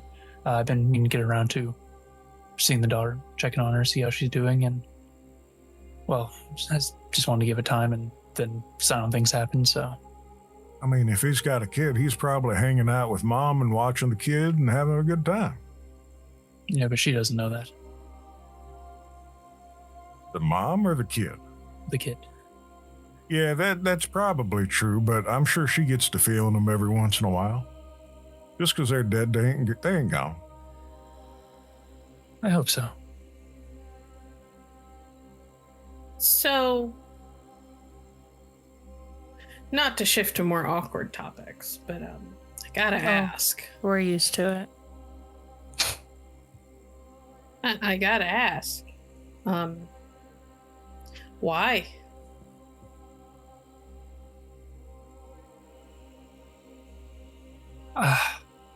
The way I see it,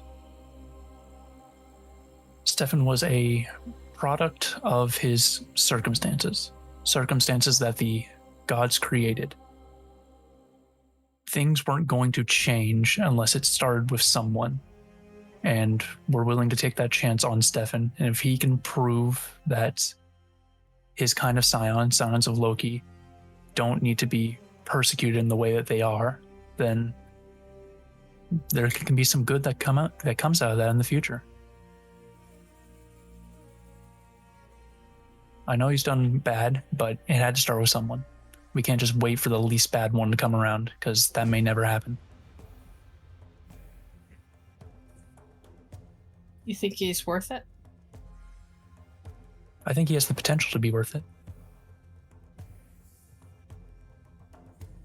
How are you gonna feel if you go through all this and it turns out that he isn't redeemable? That'll be our responsibility to bear. We're taking the risk. It's And we know already the consequences. her responsibility to bear. True. Sure, I just mean you gotta have some feelings about that, right? Like you've thought about it. What happens if you do all of this and he can't be saved? I've thought about it. Can be off him. Lost sleep from it. I'm holding on to hope. Like Coda said, then we off him. It didn't work. More pain was caused because of it, but if it does work, then that's going to create ripples that'll be saving a lot of people from a lot of pain. I suppose that's fair, I guess.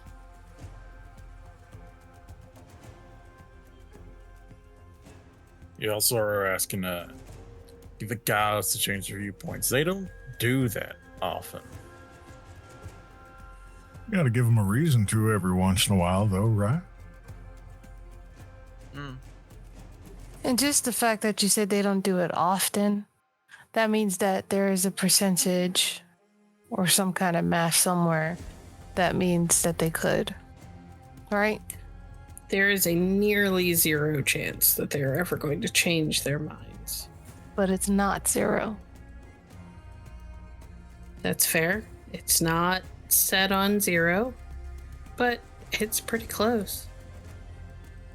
And you're asking an awful lot of people like you, who lost people, to be cool with it. Absolutely not. Not to We be cool. understand that Stefan's done wrong and has hurt them possibly deeply, and we're not asking they completely just forgive him and be cool with the things that he's done. We're asking to watch him and see what happens. I feel like being asked to stand by and let it happen is asking us to be cool, but point taken.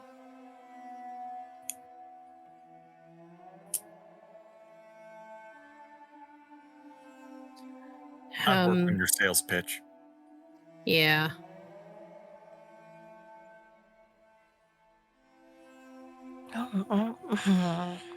Well, to be fair, we already made that sales pitch to the gods, and the vote turned out in our favor.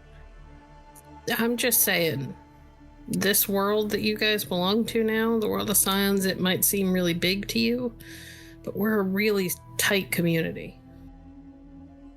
You're gonna keep running into people who lost someone. You should maybe think about being better talking to those people about that. Or you're gonna have a long time with very few friends. Understood. I mean, hell, if you want one practice, you could just talk to me. He killed my aunt. You had a Myrmidon too? No, Clint. He killed my aunt Moira. Gotcha. My cousin. Yeah, we knew Moira. And one of my sisters and one of my brothers. A couple of my cousins, few friends. Listen, we don't. Well, I can't speak for Andre. I don't blame you for it, but No. It's worth polishing your sales pitch because people are going to keep asking. And if you want people to give you the benefit of the doubt, you got to be able to talk to them. And to not get huffy with them when they ask questions. And she looks at Coda. I'm not huffy. You literally just huffed. Little puffy. I don't know. I just think, okay, wouldn't you rather see what he can do versus me talking to you about all the things that, like, wouldn't you just rather see it? Like, Listen, if this were about what I would rather, I'd have killed him on the spot. He never would have made it to Anvil. Yeah. Okay. Yeah. Okay. I'm talking about now in the moment, right? Like not in the past. I'm talking about right now. Would you rather me sit here and be like, Stefan can do this and Stefan can do that and Stefan could do the other? Or would you rather see Stefan do the things that we're saying that he's going to do? I don't know. I just think talk is shit. Do you understand why your country has a State Department? Has a what? A State Department? Sure, I'm sure I learned it at some point in school. Why does that matter right now? Because the State Department's job is to work with other countries to be diplomatic. You need the State Department to work. You need to be diplomatic, because the more diplomatic you are, the less war you get. You say talk is shit, but more often than not, talk is the first line of defense. And Mr. It's B true. can do that. If people had talked more with Stefan, maybe Stefan wouldn't have joined up with the wolves. Yeah, but given his affiliations for a bit there, folks weren't keen on talking to him, far as I understand. Something about No, I get that. prejudices. I get that, but my understanding is, being a scion of Loki, he ended up with the wolves because nobody wanted to take him in when his dad didn't show up, right? Is that what happened? Yeah. More or less, yeah. Had people bothered to talk to him, maybe he wouldn't have waged war. So if someone took action. So don't Someone. blow off talking. Talking should always be your first choice if it can be. Obviously, if someone pushes hard and you don't have a choice, by all means, pull out the baseball bat or the knife or whatever it is that you've got going and go to town, but don't jump to everything has to be about action. Diplomacy is important.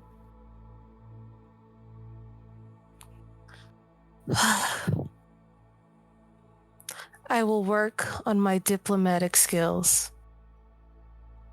Okay. Bearing in mind, I'm not weighing judgment on what you're doing. It's not the course I would have taken, but it's what you chose, and I'm still here working with you. I don't have to. My dad didn't tell me to do this. I chose to.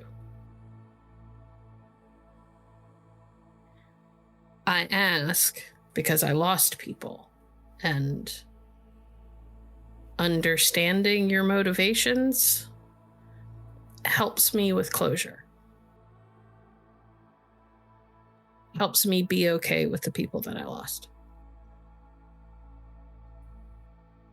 Though I will throw it out there that if I ever meet this Stefan face to face, I may break his nose. That's fair. Oh, I plan to do that.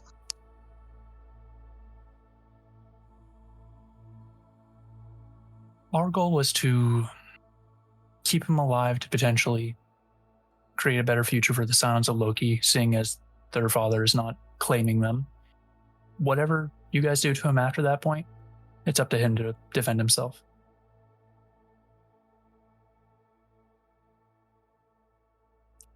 Speaking of Loki, you guys got any idea where he is? No, we were more or less told, well, one of the first things we were told when we found out we were Scions was that he just kind of went missing.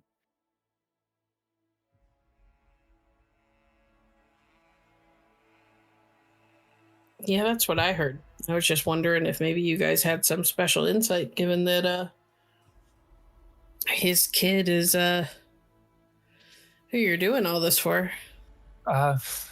Not particularly. We had another member of our band named Chris who was a scion of Loki, but then got adopted by Artemis. So there was that connection. Oh but that yeah, no, he's hot. Sorry, he was on tour here. What was he? I got tickets. Yeah. No, good.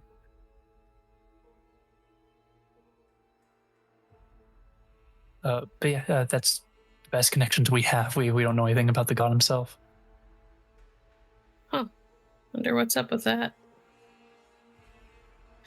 Well, hopefully he's as far away as possible, maybe trapped in some terra incognita or something, because the longer he's away from here, yeah, we have the issues with his scions to deal with, but he does bigger damage when he does it. Yeah, he's got connections to the Titan spawn, and that's just a big old ball of fuck. Yeah, so we've heard. All right. I think on that note, ladies and gentlemen, we're going to call it. It's a couple minutes early, but this seems like the appropriate point. So thank you for joining us.